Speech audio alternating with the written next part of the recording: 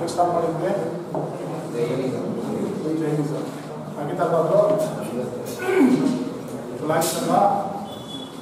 ಇನ್ನೇನಾದ್ರು balance ಇದೆಯಾ?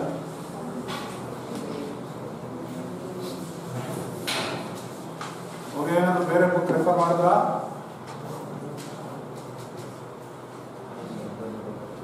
ಸಾರಿಡ ಬೇರೆ ಇತ್ತಲ್ಲ, ಅದು ಇಲ್ಲಿಲ್ವಾ? ಹಾಲಿಡೇ ಇಲ್ಲಿಲ್ವಾ?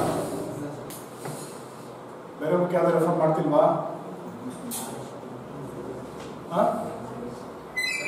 ಯಾವುದು?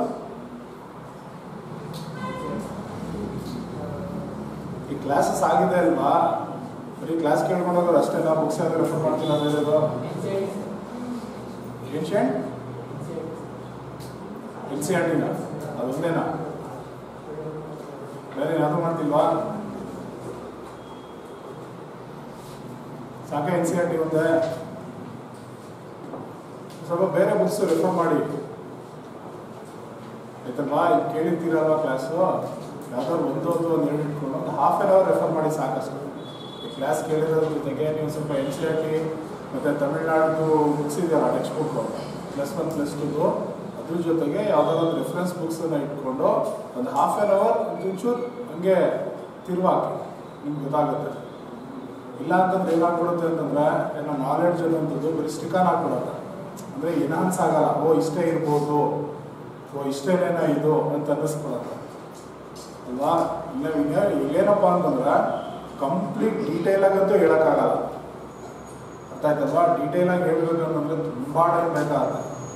ಇಲ್ಲೊಂದು ಮೇನ್ ಹೇಳ್ಕೊಂಡು ಹೋಗ್ತೀವಿ, ಹೇಳ್ಕೊಂಡು ಹೋಗಿ ಒಂದು ರೂಟ್ ತೋರಿಸ್ತೀವಿ, ಈ ರೂಟಲ್ಲಿ ಹೋಗಿ ಇದನ್ನೊಂದು ಸ್ವಲ್ಪ ಓದಿ, ಇದ್ರ ಮೇಲೆ ಒಂಚೂರು ಕಾನ್ಸಂಟ್ರೇಟ್ ಮಾಡಿ ಅಂತ. ಸೊ ಅದನ್ನು ಫಾಲೋ ಅಪ್ ಮಾಡ್ಕೊಂಡು ನೀವು ಹೋಗ್ತಾ ಇದ್ರೆ ಆಟೋಮೆಟಿಕಲಿ ನಿಮಗೆ ತುಂಬ ಪಾಯಿಂಟ್ಸ್ಗಳು ಸಿಗುತ್ತೆ. ಇಲ್ಲ ಅಂತಂದರೆ ಏನೋ ಒಂದು ರೀತಿ ಏನೋ ಒಂಥರ ಲಿಮಿಟೆಡ್ ಸ್ಕೋಪನ್ನು ಹಾಕ್ಕೊಡುತ್ತೆ. ನಿಮ್ಗೆ ಇರಬಾರ್ದು, ಒಂದು ರೀತಿ ಎಲಾಬ್ರೇಷನ್ ಅನ್ನೋಂಥದ್ದು ಇರಬೇಕು. ಸೊ ದಯವಿಟ್ಟು ಇಲ್ಲಿ ಕೇಳ್ಕೊಂಡಿರೋದನ್ನೇ ಫೈನಲ್ ಅಂತ ಅಂದ್ಕೊಳಕ್ಕೆ ಹೋಗ್ಬಿಡಿ. ಬೇರೆ ರೆಫರೆನ್ಸ್ ಬುಕ್ಸನ್ನು ರೆಫರ್ ಮಾಡಿ. ತುಂಬ ಬುಕ್ಸ್ ಇದಾವೆ. ಒಂದು ಏನ್ಷಿಯಂಟ್ ಇಂಡಿಯಾದು ರೋಮಿಳಾ ತಾಪರ್ ಅಂತೇಳಿ ಬರೆದಿದ್ದಾರೆ. JNU ಯೂನಿವರ್ಸಿಟಿ ಪ್ರೊಫೆಸರ್ ಇದ್ದಾರೆ ಹಿಸ್ಟ್ರಿ ಅವರು, ರೋಮಿಳಾ ತಾಪರ್ ಅಂತೇಳಿ ಅವ್ರದ್ದೊಂದು ಬುಕ್ ಇದೆ. ಮತ್ತು RC ಮುಜುಮ್ದಾರ್ದೊಂದು ಏನ್ಷಿಯಂಟ್ ಇಂಡಿಯಾ ಅಂತೇಳಿ ಬರುತ್ತೆ, ತುಂಬ ಬ್ಯೂಟಿಫುಲ್ ಬುಕ್ ಇದೆ. ಹಾಗೆಯೇ ನಾನು ಹೇಳಿದ್ನಲ್ಲ ವಂಡರ್ ದಟ್ ವಾಸ್ ಇಂಡಿಯಾ ಅಂತೇಳಿ AL ಭಾಷಣದು ಏನ್ಷಿಯಂಟ್ ಇಂಡಿಯಾ ಸಕ್ಕದಾಗಿದೆ ಬುಕ್ ಅದು. ಅರ್ಥ ಆಯ್ತಲ್ವಾ? ಅದ್ರಲ್ಲಿ ಯಾವ್ದಾದ್ರು ಒಂದು ಬುಕ್ಸನ್ನು ತೊಗೊಂಡು ರೆಫರ್ ಮಾಡಿ, ಅದು ನೆಕ್ಸ್ಟ್ ನಿಮಗೆ ತುಂಬ ಯೂಸ್ಫುಲ್ ಆಗುತ್ತೆ. ಆಯ್ತಲ್ವಾ? Next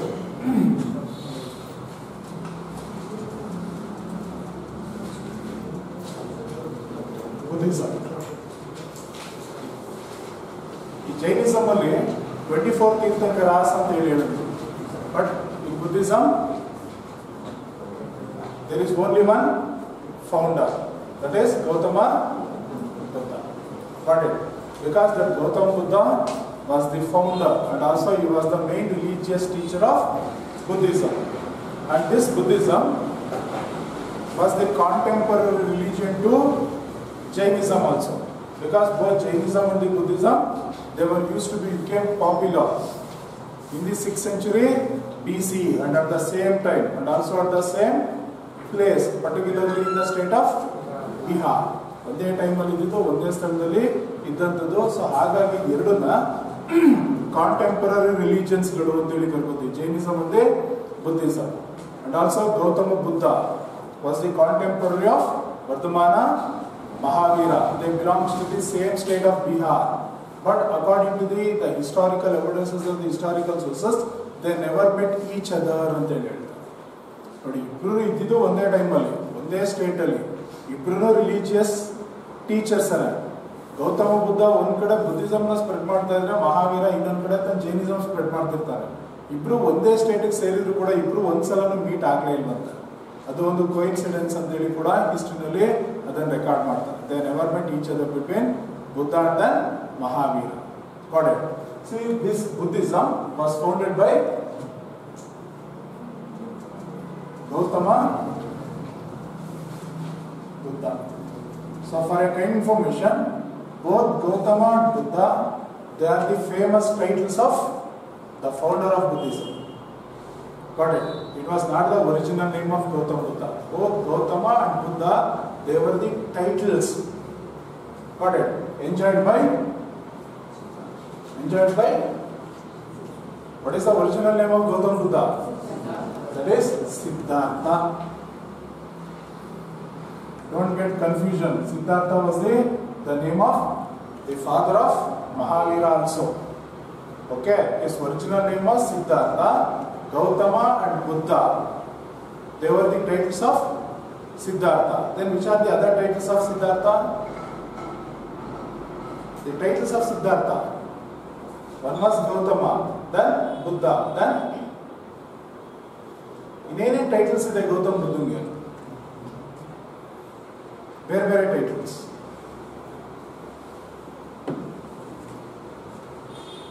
See, he was also called it as Shakya Muni. Shakya Muni. Then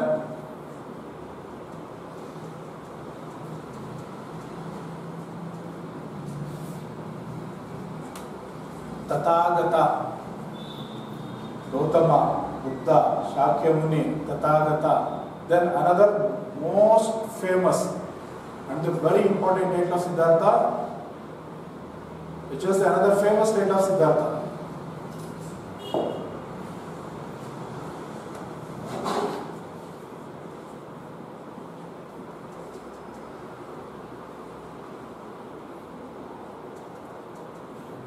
The light of Asia. ಏಷ್ಯಾದ ಜ್ಯೋತಿ ಅಥವಾ ಏಷ್ಯಾದ ಬೆಳಕು ಅಂತಲೂ ಕೂಡ ಕರ್ಕೋತಾರೆ. And also this title was the recent title given to Gautam Buddha by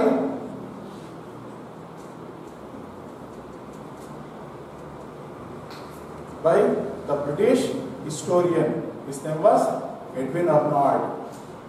Edwin Arnold ಅಂತೇಳಿ ಅವರು ಬರ್ತಾರೆ, England ಅವರು ರೀಸೆಂಟ್ ಆಗಿ ಅಂದ್ರೆ 19th century 20th century Gautam ಬುದ್ಧನಿಗೆ ಟೈಟಲ್ ನ ಕೊಡ್ತಾರೆ, ದ ಲೈಟ್ ಆಫ್ ಏಷ್ಯಾ ಅಂತ ಹೇಳಿ. ಯಾಕೆ why Gautam Buddha is called as the light of Asia? Why was called as the light of Asia?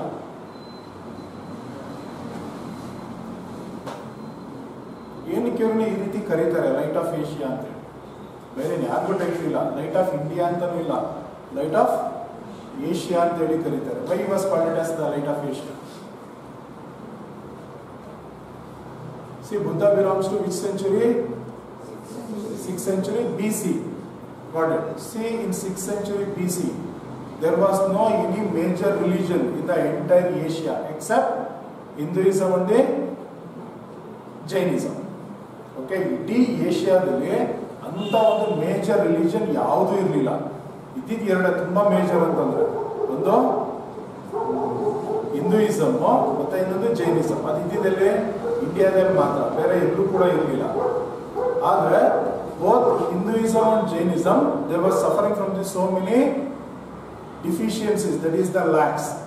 For example, Hinduism was completely full of evil practices, evils.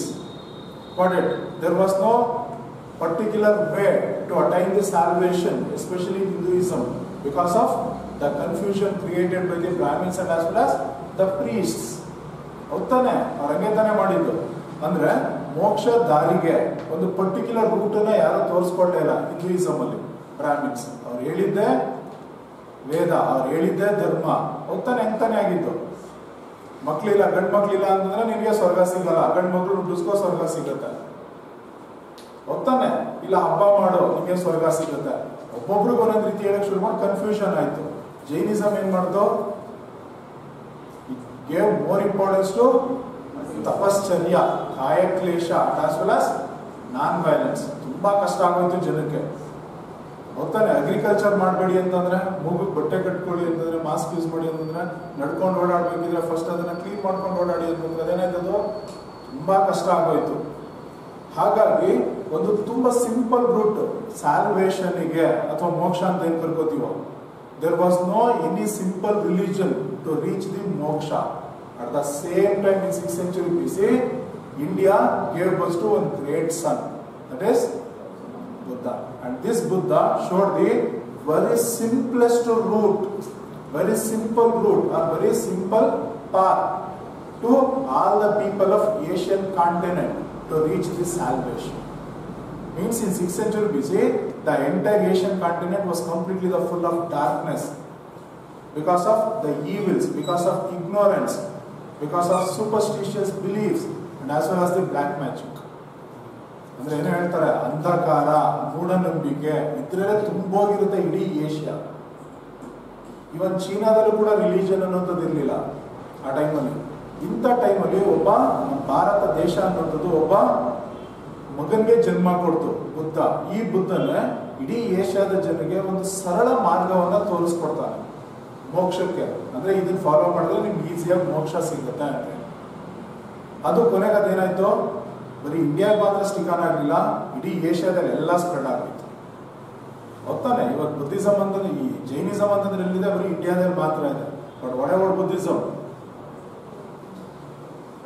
In India, in some parts of India, then the entire China, Japan, Korea, Vietnam, Indonesia, then Cambodia, Laos, then certain Central Asian countries including Afghanistan in those days. So Buddhism was widely spread and widely popular, and almost all countries of Asia, they used to adopt the Buddhism. Why they used to adopt Buddhism? Because of the simple teachings and the simple way, simple path to attain the salvation. ಅವಾಗ ಇಡೀ ಏಷ್ಯಾದವ್ರಿಗೆ ಗೊತ್ತಾಯ್ತು, ಓ ಇದೊಂದು ಸರಳ ಧರ್ಮ ಇದೆ, ಇದನ್ನು follow ಮಾಡಿದ್ರೆ ನಮಗೆ ಬೇಗ ಮೋಕ್ಷ ಸಿಗುತ್ತೆ. ಸೊ ಎಲ್ಲ ಏನಾಯ್ತು, ಬುದ್ಧಿಸಮ್ನ ಅಡಾಪ್ಟ್ ಮಾಡಿಕೊಂಡು, ಸೊ ಬುದ್ಧಿಸಮ್ ಏಷ್ಯಾದಲ್ಲಿ ಸ್ಪ್ರೆಡ್ ಆಯಿತು. ಅದಕ್ಕೋಸ್ಕರ ಎಡ್ವಿನ್ ಅರ್ನಾಲ್ಡ್ ಏನು ಕರೆದ್ರು, ದ ಲೈಟ್ ಆಫ್ ಏಷ್ಯಾ. ಇಲ್ಲಿ ಒಂದೊಂದು ಟೈಟ್ಲು ಸಿಕ್ತು ಅಂತಂದ್ರೆ ಅದಕ್ಕೆ ಒಂದೊಂದು ರೀಸನ್ಸ್ ಕೂಡ ಇದೆ. ಅದು ಸ್ಟೋರಿ ಹೇಳ್ತಾ ಹೋದ್ರೆ ನಿಮಗೆ ಗೊತ್ತಾಗುತ್ತೆ, ವೈ ವಾಸ್ ಕಾಲ್ಡ್ ಸೋ ಅಂತೇಳಿ. Why Siddhartha got the title Gautama, then Buddha, Shakyamuni, Tathagata. Okay, see Siddhartha, he was born in the year 567 BC. 567 BC. Sometimes says that 563 BCE.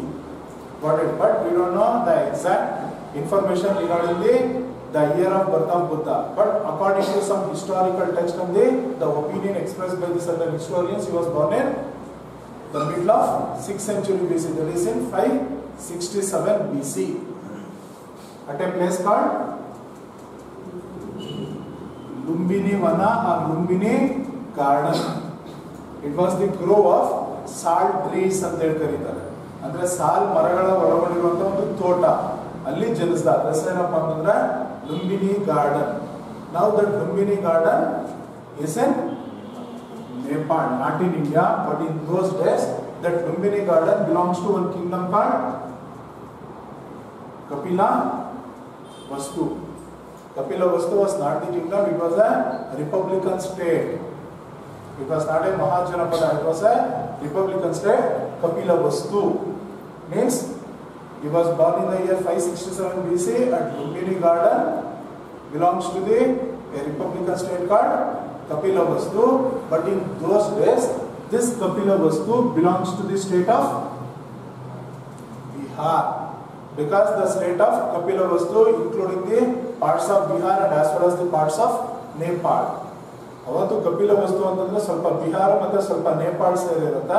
So ಅದಷ್ಟು ಕಪಿಲ ವಸ್ತು. ಅದರಲ್ಲಿ ಇವತ್ತು ನೇಪಾಳದಲ್ಲಿ ಬರುವಂತ ಲುಂಬಿನಿ ಗಾರ್ಡನ್ ಅನ್ನೋ ಒಂದು ಸ್ಥಳದಲ್ಲಿ ಜನಿಸ್ತಾನೆ ಅಂತ ಹೇಳಿ ಹೇಳ್ತಾರೆ. Next, his parents var Shuddhodana. His father was Shuddhodana, then mother Maya Devi or Mahamayi ಅಂತನೂ ಕೂಡ ಕರೀತಾರೆ. Either Maya Devi or Mahamayi. Shuddhodana and Maya Devi were his parents. Then Gautama's his original name was Siddhartha. His early name was Siddhartha.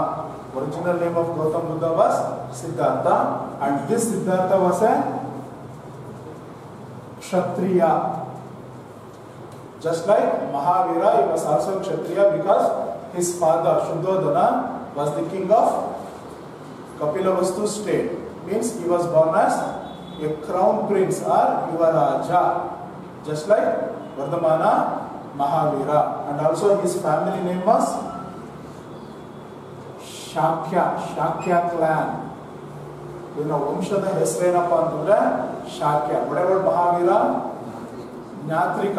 He belongs to ಜ್ಞಾತ್ರಿಕ family Mahavira, but here Buddha belongs to Shakya Vamsha. See here, he got one famous title later, Shakya Muni. Why? Because later he became a very famous ascetic or a famous sannyasi. Got it? He belongs to the Shakya family. That's why he got the famous title called Shakya Muni. ನೋಡಿ, ಶಾಕ್ಯ ವಂಶಕ್ಕೆ ಸೇರಿದ್ದು. ಆ ನಂತರದಲ್ಲಿ ತುಂಬಾ ಪ್ರಸಿದ್ಧವಾದಂತ ಒಬ್ಬ ಸನ್ಯಾಸಿಯಾಗಿ ಒಂದು ಧರ್ಮ ಸಂಸ್ಥಾಪನೆ ಮಾಡಿ ಅದು ಇಡೀ ವರ್ಲ್ಡ್ಗೆ ಒಂದು ಕಾಂಟ್ರಿಬ್ಯೂಷನ್ ಕೊಡ್ತಾನೆ. ಅದಕ್ಕೋಸ್ಕರನೇ ಇನ್ನೊಂದು ಟೈಟಲ್ ಬರುತ್ತೆ, ಏನಪ್ಪಾ ಅಂತಂದ್ರೆ ಶಾಕ್ಯ ಮುನಿ ಅಂತ. ಅರ್ಥ ಆಯ್ತಲ್ವಾ? See here Shuddhodana and Mayadevi, they were the king and queen of Kapilavastu state. See, after the birth of a child of just 7 days, means Siddhartha was a minor boy of just 7 days, he lost his mother. That is, Maya Devi was died. ಕೇವಲ 7 ದಿನದ ಮಗುವಾಗಿದ್ದಾಗ, 7 ವರ್ಷ ಅಲ್ಲ 7 ದಿನಲ್ಲ, ಬರೀ 7 ದಿನದ ಮಗುವಾಗಿದ್ದಾಗ ತನ್ನ ತಾಯಿಯನ್ನ ಕಳ್ಕೊತಾನೆ ಸಿದ್ಧಾರ್ಥ. ಕಳ್ಕೊಂಡ ನಂತರ ಆ ಚಿಕ್ಕ ಮಗುನ ಬೆಳೆಸಿ ದೊಡ್ಡವನಾಗಿ ಮಾಡಿದ ಯಾರಪ್ಪ ಅಂತಂದ್ರೆ that is his aunt. Her name was Prajapati Gautami. See, when he lost his mother Maya Devi at an age of just 7 days, this boy was grown up by his aunt. Aunt means auntie, that is Chikama. So here there is one controversy. Aunt ಅಂತಂದ್ರೆ 2 ತರ ಬರುತ್ತೆ. ಒಂದು the sister of Maya Devi, and another one the second wife of Shuddhodana, that is the step mother ಅಂತ ಹೇಳ್ತಾರೆ. ಒಂದು ಮಲ್ತಾಯಿ ಅಂತನೂ ಆಗುತ್ತೆ, ಇಲ್ಲ ಅಂತಂದ್ರೆ ತನ್ನ ತಾಯಿಯ ತಂಗಿ ಅಂತನಾರು ಆಗುತ್ತೆ. ಇಲ್ಲಿ ಯಾವ್ದು ಕರೆಕ್ಟ್? ಇವನಿಗೆ ಸ್ಟೆಪ್ ಮದರ ಅಥವಾ ಅವನ ತಾಯಿದು ಸಿಸ್ಟರ್? ಪರ್ಫೆಕ್ಷನ್ ಇಲ್ಲ ನಮ್ಮ ಹಿಸ್ಟ್ರಿನಲ್ಲಿ. ಅರ್ಥ ಆಯ್ತಲ್ಲ? ಸಿಂಪಲ್ ಆಗಿ ಚಿಕ್ಕಮ್ಮ ಅಂತ ಹೇಳಿ ಹೇಳ್ತಾರೆ ಅಷ್ಟೇ, ಆಂಟ್ ಅಂತ ಹೇಳಿ ಹೇಳ್ತಾರೆ. Whether she was the second wife of Shuddhodana or the sister of Mayadevi. We don't have the perfection in historical textbook, but it was clearly says that is his aunt. Her name was Prajapati Gautami. So this Gautami brought up the child with great love and affection, and also the people completely forgot the original mother of Gautama. They used to say that Siddhartha was the son of Prajapati Gautami. So that's why he got one title that is called Gautama, means the son of Gautami. ಅರ್ಥ ಆಯ್ತಲ್ವಾ? ಅಂದ್ರೆ ಇವ್ನು ಜನ್ಮ ಕೊಟ್ಟಿದ್ದೆ ಯಾರೋ, ಆದ್ರೆ ತುಂಬಾ ಪ್ರೀತಿ ಮತ್ತೆ ಹಾರೈಕೆಯಿಂದ ಬೆಳೆಸಿ ದೊಡ್ಡವನಾಗಿ ಮಾಡಿದ್ದೆ ಯಾರು? ಅದ್ಯಾರಪ್ಪ ಅಂತಂದ್ರೆ ನನ್ನ ಚಿಕ್ಕಮ್ಮ. ಜನ ಏನ್ ಅನ್ಕೋತಾರೆ ಅಂತಂದ್ರೆ ಮಾಯಾದೇವಿ ಹೆಸರನ್ನೇ ಮರ್ತು ಬಿಡ್ತಾರೆ. ಅಂದ್ರೆ ಗೌತಮಿ ಮಗನೇ ಇವನು ಅನ್ನೋ ರೀತಿಯಲ್ಲಿ ಅಷ್ಟೊಂದು ಒಂದು ಪ್ರೀತಿ ಹಾರೈಕೆಯಿಂದ ಇವನ್ನ ಬೆಳೆಸಿ ದೊಡ್ಡವನ್ನಾಗಿ ಮಾಡಿದ್ರಿಂದಾಗಿ ಇವನಿಗೆ ಇನ್ನೊಂದು ಟೈಟ್ಲ್ ಬರೋದು, ಏನಪ್ಪಾ ಅಂತಂದ್ರೆ Gautama. So that's why was called it as Gautama Siddhartha. Got it? His original name was Siddhartha, and he got one famous title because in the name of his aunt, that is Gautami, he was called it as Gautama. Got it? And also immediately after his birth, his father Shuddhodana tried to prepare his horoscope, that is astrology. Got it? So during that time, the royal astrologers, are they the royal fortune tellers? They used to tell one shocking news to Shuddhodana. Got it? According to those astrologers, this child became very famous in future, either as a king or as a sannyasi. ಯಾವಾಗಲೂ ರಾಜವಂಶದವ್ರು ಏನ್ ಮಾಡ್ಬಿಡ್ತಾರೆ ಅಂತಂದ್ರೆ ಮಗು ಹುಟ್ಟಿದ ತಕ್ಷಣನೇ ಅದೊಂದು ಜಾತಕ ಬರೆಸ್ತಾರೆ. ಇತ್ತೀಚೆಗೆ ನಮ್ಮ ಕಾಮನ್ ಪೀಪಲ್ ಕೂಡ ಬಂದ್ಬಿಟ್ಟಿದೆ, ಒಂದು ಹಾರೋಸ್ಕೋಪ್ ಬರ್ಸೋದು ಅಂತ ಹೇಳ್ತೀವಿ. ಇಲ್ಲೂ ಅಷ್ಟೇ ಹುಟ್ಟಿದ ತಕ್ಷಣನೇ ಶುದ್ಧೋಧನ ತನ್ನ ಮಗಂದು ಜಾತಕ ಬರೆಸ್ತಾನೆ, ಹಾರೋಸ್ಕೋಪ್ ರೆಡಿ ಮಾಡಿಸ್ತಾನೆ. ಅವಾಗ ಅರಮನೆಯಲ್ಲಿ ಬರುವಂತ ಜ್ಯೋತಿಷಿಗಳು ಶಾಕಿಂಗ್ ನ್ಯೂಸ್ ಕೊಡ್ತಾರೆ. ಏನಂದ್ರೆ ಈ ಮಗು ಬೆಳೆದು ದೊಡ್ಡವನಾದ್ಮೇಲೆ ತುಂಬಾ ಫೇಮಸ್ ಆಗೋಗ್ತಾನೆ, ವರ್ಲ್ಡ್ ಅಲ್ಲೇ ಫೇಮಸ್ ಆಗೋಗ್ತಾನೆ. ಆದ್ರೆ ಕಿಂಗ್ ಆಗಾದ್ರೂ ಫೇಮಸ್ ಆಗ್ಬೋದು, ಇಲ್ಲ ಅಂತಂದ್ರೆ ಸನ್ಯಾಸಿ ಆಗಾದ್ರೂ ಫೇಮಸ್ ಆಗ್ಬೋದು. ಈ ನ್ಯೂಸ್ ಕೇಳಿ Shuddhodana was really shocked because as A king he never wanted his son to become a sannyasi. He wanted his son to become the great king. So that's why Shuddhodana never allowed his son to go out of the palace. He has to arrange each and everything to his son within the palace. He made his son to spend the life only with the company of the woman. Means he made his son to involve completely in the worldly affairs ಅಂತ ಹೇಳಿ.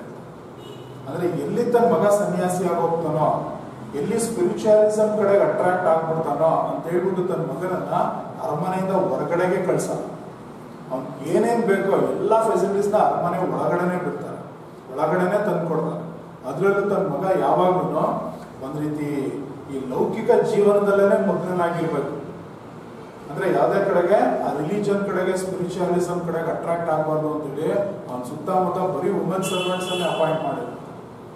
ಕೊನೆಗೆ ಹಿಂಗಾಗೋಯ್ತು ಅಂದ್ರೆ ನಾನು ಅರಮನೆ ಬಿಟ್ಟು ಹೊರಗಡೆನೆ ಬರಲಿಲ್ಲ. ಒಂದ್ ಕಡೆ ಹೇಳ್ತಾರೆ, ನಾ ಹೇಳಿದ್ನಲ್ಲ ವಂಡರ್ ದಟ್ ವಾಸ್ ಇಂಡಿಯಾ ಅಂತೇಳಿ ಒಂದು ಡಿಸ್ಕ್ರಿಪ್ಷನ್ ಕೊಡ್ತಾರೆ. ಹೆಂಗೆ ಅಂತಂದ್ರೆ ಈಗ ನಾವು ಸಾಮಾನ್ಯವಾಗಿ ನೋಡ್ತೀವಿ ಸಿನಿಮಾಗಳಲ್ಲಿ ಇದೆಲ್ಲ, ರಾಜ ಬರ್ತಾ ಇದ್ರೆ ಹೂವನ್ನ ಮೇಲ್ಗಡೆ ಇದು ಮಾಡ್ತಾರೆ, ಸ್ಪ್ರಿಂಕಲ್ ಮಾಡ್ತಾರೆ. ಇವ್ನು ಬರ್ಬೇಕಾದ್ರೆ ಸ್ಪ್ರಿಂಕಲ್ ಮಾಡಿದ್ರೆ ಹೂವಿನ ಮೇಲೆ ನಡ್ಕೊಂಡು ಬಂದ್ರೆ ಹೂವು ಕಾಲಕ್ಕೆ ಚುಚ್ಚುತ್ತಿತ್ತಂತೆ. ಅಂತಂದ್ರೆ ಅರ್ಥ ಮಾಡ್ಕೊಳ್ಳಿ, ಹೌ ಹಿ ಬಿಕೇಮ್ ಸಾಫ್ಟ್ ಅಂತ, how much he was soft. Got it? He was completely became sensitive. ಒಂದಿನೂ ಅರಮನೆಯಿಂದ ಹೊರಗಡೆ ಹೋಗಿರ್ಲಿಲ್ಲ. ಇಂಥ ಸೆನ್ಸಿಟಿವಿಟಿನಲ್ಲೇ ಬೆಳೆದಂತವನು ಅಂತಂದ್ರೆ ಗೌತಮ್ ಬುದ್ಧ. ಅದಕ್ಕೆ ಒಂದ್ ಕಡೆ ಹೇಳ್ತಾರೆ ಏನಂತಂದ್ರೆ, ಇವನಷ್ಟು ಸುಖ ಮತ್ತೆ ಸುಖತ್ತಿಗೆ ಏನು ಅನುಭವಿಸ್ತಂದ್ರೆ ಇಡೀ ವರ್ಲ್ಡಲ್ಲಿ ಯಾರು ಕೂಡ ಇಲ್ಲ ಅಂತಂದ್ರೆ. his early life was completely filled with the luxuries and as well as the comforts. See, Vardhamana was also a Kshatriya, but he never enjoyed that much of luxury. So all the luxuries and all the comforts was enjoyed by Gautama Siddhartha. Got it? So when he was in palace, he had only two friends. Gautama Siddhartha had only two friends. One was his servant. His name was Channa. ಅವನಿಗೆ ಇಬ್ರು friends ಇದ್ದಿದ್ದು. ರಾಜನಾಗಿದ್ರು ಕೂಡ, ಯುವರಾಜನಾಗಿದ್ರು ಕೂಡ ಒಬ್ಬ ಒಂದು servant ಚೆನ್ನ ಅಂತೇಳಿ, ಮತ್ತೆ ಇನ್ನೊಂದು what is this Kanthaka. Kanthaka means what? One of his favourite horse. Favourite horse, ನಮಗೆ ತುಂಬಾ ಪ್ರೀತಿ ಪಾತ್ರವಾದಂತ ಒಂದು ಕುದುರೆ, ಅದರ ಹೆಸರು ಕಂಟಕ ಅಂತೇಳಿ. ಮತ್ತೆ ಅವನ ಒಬ್ಬ ಸರ್ವೆಂಟ್ ಚೆನ್ನ ಅಂತೇಳಿ. ಇವರಿಬ್ರು ಬಿಟ್ರೆ ಬೇರೆ ಯಾರು ಕೂಡ ಅವನಿಗೆ ಫ್ರೆಂಡ್ಸ್ ಇರಲಿಲ್ಲ, ಬೇರೆ ಕಾಂಟ್ಯಾಕ್ಟ್ ಕೂಡ, ಔಟ್ಸೈಡ್ ಕಾಂಟ್ಯಾಕ್ಟ್ ಕೂಡ ಇರಲಿಲ್ಲ. ಸೊ ಈ ರೀತಿಯಲ್ಲಿ ತುಂಬಾ ಲಕ್ಸುರಿಯಸ್ ಆಗಿ ಲೈಫ್ ಲೀಡ್ ಮಾಡ್ತಾನೆ. ಅದಕ್ಕೋಸ್ಕರ he got a very early marriage also. He married his own cousin. Her name was the same Yashodhara. So you don't get confusion. Yashodhara was the same name of the wife of Mahavira and as well as the wife of Buddha, where Mahavira had a daughter, but here son, his name was Rahula. ಅಲ್ಲಿ ಪ್ರಿಯದರ್ಶಿನಿ ಅಂತೇಳಿ ಮಗಳು ಹುಡ್ತಾಳೆ ಮಹಾವೀರನಿಗೆ. ಆದ್ರೆ ಇಲ್ಲಿ ಗೌತಮ್ ಬುದ್ಧನಿಗೆ ಒಬ್ಬ ಮಗ ಹುಡ್ತಾನೆ. ಯಾರಪ್ಪ ಅಂತಂದ್ರೆ ರಾಹುಲ ಅಂತೇಳಿ.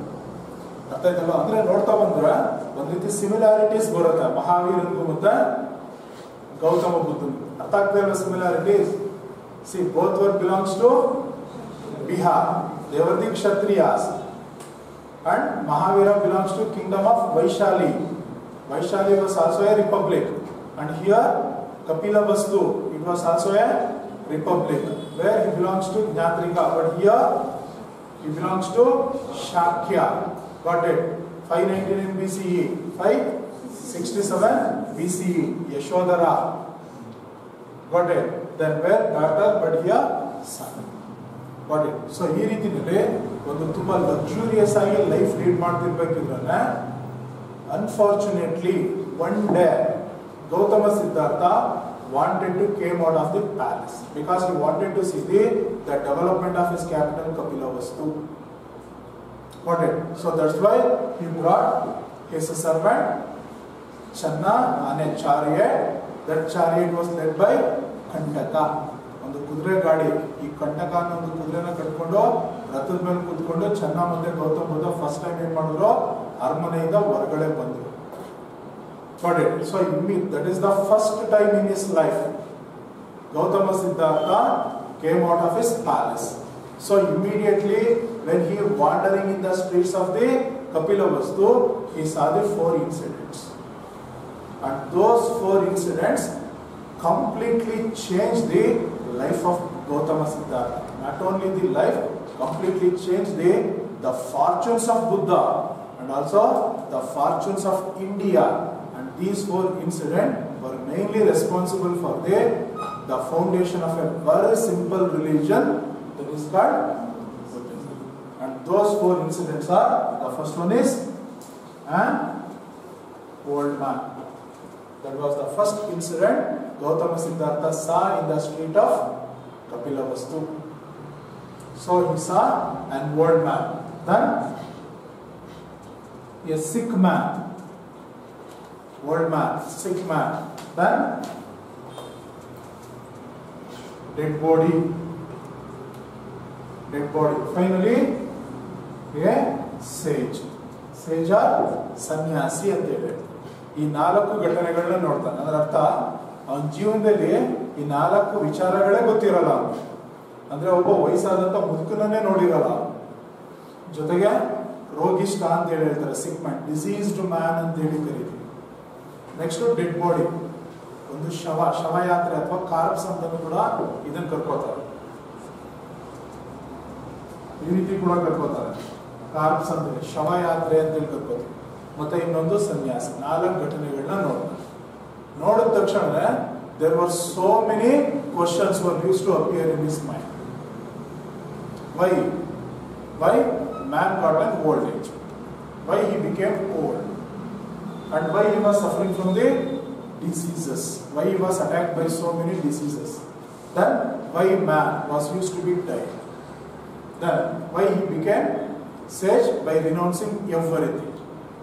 ಏನಕ್ಕೆ ಮನುಷ್ಯನಿಗೆ ವಯಸ್ಸಾಗುತ್ತೆ, ಏನಕ್ಕೆ ಮನುಷ್ಯನಿಗೆ ರೋಗಗಳು ಬರುತ್ತೆ, ಮತ್ತೆ ಏನಕ್ಕೆ ಸತ್ತೋಗ್ತಾನೆ, ಮತ್ತೆ ಏನಕ್ಕೆ ಎಲ್ಲಾನು ಬಿಟ್ಬಿಟ್ಟು ಎಲ್ಲಾನು ತ್ಯಜಿಸಿ ಸನ್ಯಾಸಿ ಆಗ್ತಾನೆ? Was there any causes? And also, what were the main causes for all those sufferings in the life of a man? And also, was there any precautions to avoid all those sufferings? ಅಂದ್ರೆ ಇದನ್ನೆಲ್ಲ ತಡೆಗಟ್ಟೋದಿಕ್ಕೆ ಏನಾದ್ರೂ precautions ತಗೋಬಹುದಾ?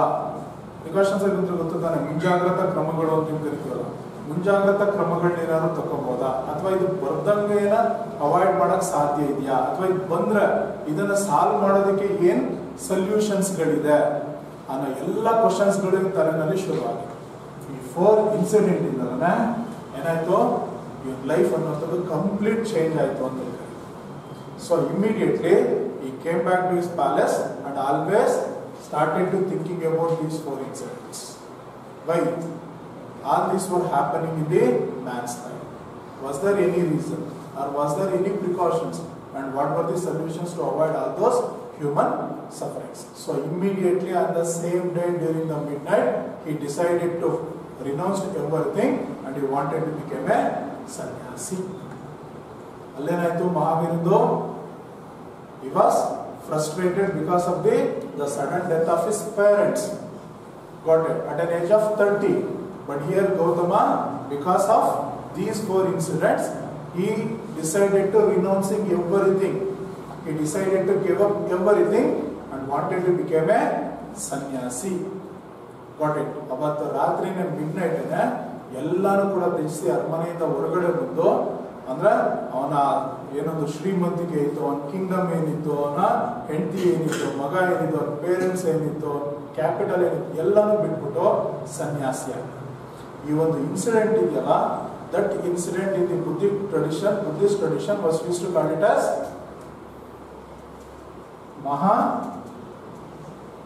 ಪರಿತ್ಯಾಗ.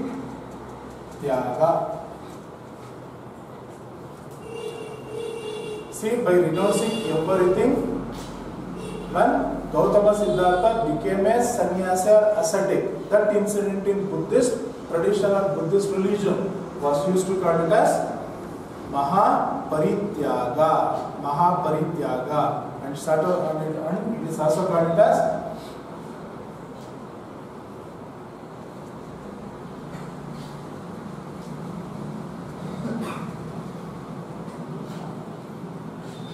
Mahabhinishkramana.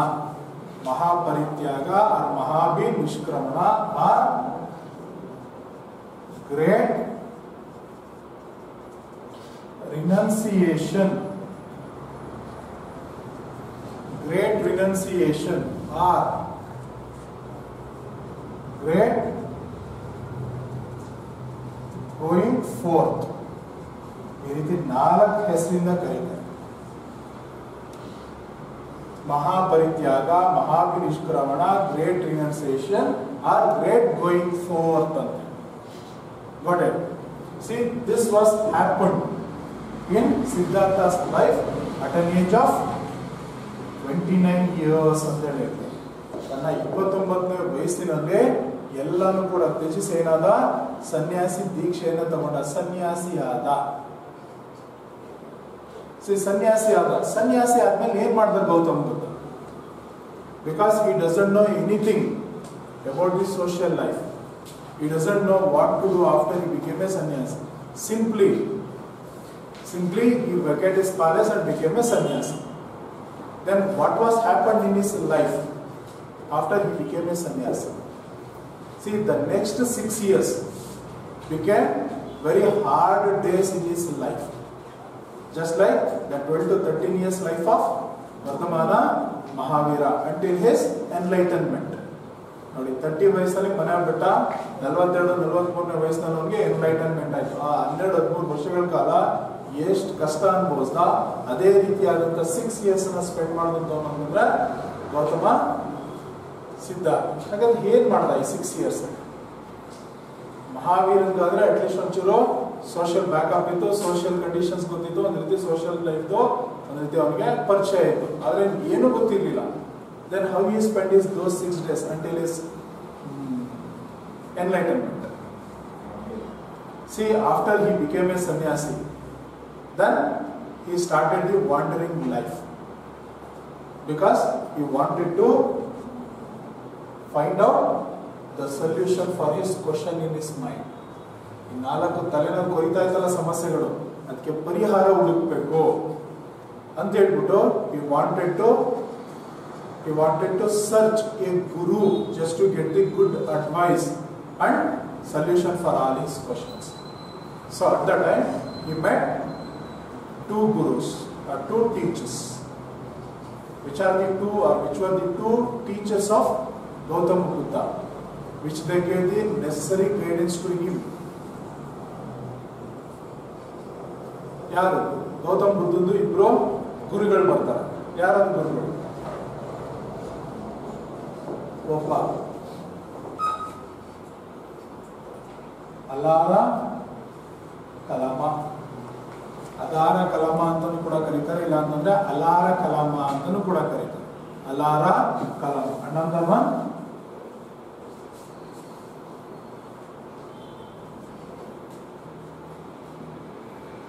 Rudrak Ramputra. Alara Kalama and Rudrak Ramputra, they were the 2 teachers of Gautama Buddha, and also they were the Vedic priests. ವೈದಿಕ ಧರ್ಮಕ್ಕೆ ಅಂದ್ರೆ ಹಿಂದೂ ಧರ್ಮಕ್ಕೆ ಸೇರಿದಂತ 2 ತುಂಬಾ ಪ್ರಖ್ಯಾತರಾದಂತ ಸನ್ಯಾಸಿಗಳು. ಇವ್ರನ್ನ ಮೀಟ್ ಮಾಡ್ತಾರೆ. ಅದರಲ್ಲಿ firstly he met Rudrak Ramputra. He suggested Gautama Buddha to study the Vedas and as well as the Upanishads. Got it? Because the Vedas were considered as the sources of all kinds of knowledge, isn't it? Veda means what? Knowledge. ಅಂದ್ರೆ ನಿಮ್ಗೆ ಏನ್ ಸಮಸ್ಯೆಗಳಿದೆಯೋ ಅದಕ್ಕೆಲ್ಲದಕ್ಕೂ ಪರಿಹಾರ ಏನ್ ಸಿಗುತ್ತೆ? Vedas ಅಲ್ಲಿ ಸಿಗುತ್ತೆ. Then what about Upanishads? Upanishads, they are the first text on the subject of philosophy. They were the oldest philosophical text in the world. Got it? Got it? ಇಡೀ philosophy ಅಂತ ಏನು ಕರಿತೀವೋ ಅಥವಾ ಸಿದ್ಧಾಂತ ಅಂತ ಏನು ಕರ್ಕೋತೀವೋ ಅಂದ್ರೆ it is nothing but knowledge ಅಂತೇಳಿ ಫಿಲಾಸಫಿ ಅಂತೇಳಿ ಕರೀತಾರೆ. ಗ್ರೀಕ್ ವರ್ಡ್ ಫಿಲಾಸಫಿಯ Greek word. Philosophy is nothing but the wisdom of knowledge ಅಂತ ಅಥವಾ ಲವ್ ಆಫ್ ವಿಸ್ಡಮ್ ಅಂತೇಳಿ ಕರೀತಾರೆ. Wisdom is nothing but knowledge ಅಂತೇಳಿ ಅಂದ್ರೆ ಅದು ಕೂಡ ನಾಲೆಡ್ಜ್ ಕೊಡುತ್ತೆ. ಅಂದ್ರೆ ವೇದಾಸಲ್ಲಿ ಉಪನಿಷತ್ಸಲ್ಲಿ ನಿನ್ನ ಪ್ರಾಬ್ಲಮ್ಸ್ ಏನಿದೆ ಅದಕ್ಕೆ ಸೊಲ್ಯೂಷನ್ಸ್ ಸಿಗ್ಬೋದು. Just we go through the Vedas and Upanishads ಅಂತೇಳಿ. Then Gautam Buddha studied them, but he never find the solution for his questions. So he was not satisfied. Then he consulted Alara Kalama. Got it? This Alara Kalama suggested Gautam Buddha to observe the penance and as well as the meditation. Got it? ಯಾವಾಗ ಅದರಲ್ಲಿ solution ಸಿಗ್ಲಿಲ್ವೋ ನೀನು ತಪಸ್ ಮಾಡು ಅಥವಾ ಧ್ಯಾನ ಮಾಡೋ, ನಿಂಗೆ ಅದರಲ್ಲಿ ಸೊಲ್ಯೂಷನ್ ಸಿಗ್ಬೋದು. ಆದ್ರೆ ಅದು ಧ್ಯಾನ ಮಾಡೋದಕ್ಕೆ ಹೆಂಗ್ ಮಾಡಬೇಕು ಅನ್ನೋದು ಗೊತ್ತಿಲ್ಲ. So finally this Alara Kalama teach the techniques of penances and meditations to Gautama Buddha. ಅಂದ್ರೆ ಅದನ್ನ ಮಾಡ್ಬೇಕಿದ್ರೆ ಏನ್ ಟೆಕ್ನಿಕ್ಸ್ ನಾವು ಫಾಲೋ ಮಾಡಬೇಕು, ಅದ್ರ ಬೇಸಿಕ್ಸ್ ಏನು ಅನ್ನೋದನ್ನೆಲ್ಲಾನು ಕೂಡ ಗೌತಮ ಸಿದ್ಧಾರ್ಥನಿಗೆ ಹೇಳ್ಕೊಟ್ಟಿದೆ ಯಾರಪ್ಪ ಅಂತಂದ್ರೆ Alara Kalama. So on the suggestion of the Alara Kalama, Gautama Siddhartha undertook the deep penances and as well as the fasting. ಉಪವಾಸ ಮಾಡ್ಕೊಂಡು ತಪಸ್ಸನ ಮಾಡಕ್ ಶುರು ಮಾಡ್ಕೋತಾನೆ, ಉಪವಾಸ ಮಾಡಕ್ ಶುರು ಮಾಡ್ಕೋತಾನೆ. ಅವನು ಕಂಟಿನ್ಯೂಸ್ ಆಗಿ ಉಪವಾಸ ಮಾಡಿದ್ರಿಂದ ಹೆಂಗಾಗೋಗುತ್ತೆ ಅಂತಂದ್ರೆ ಈ completely last the physical strength of his body. He was just like A skeleton ಅಂತೇಳಿ ಕರೀತಾರೆ.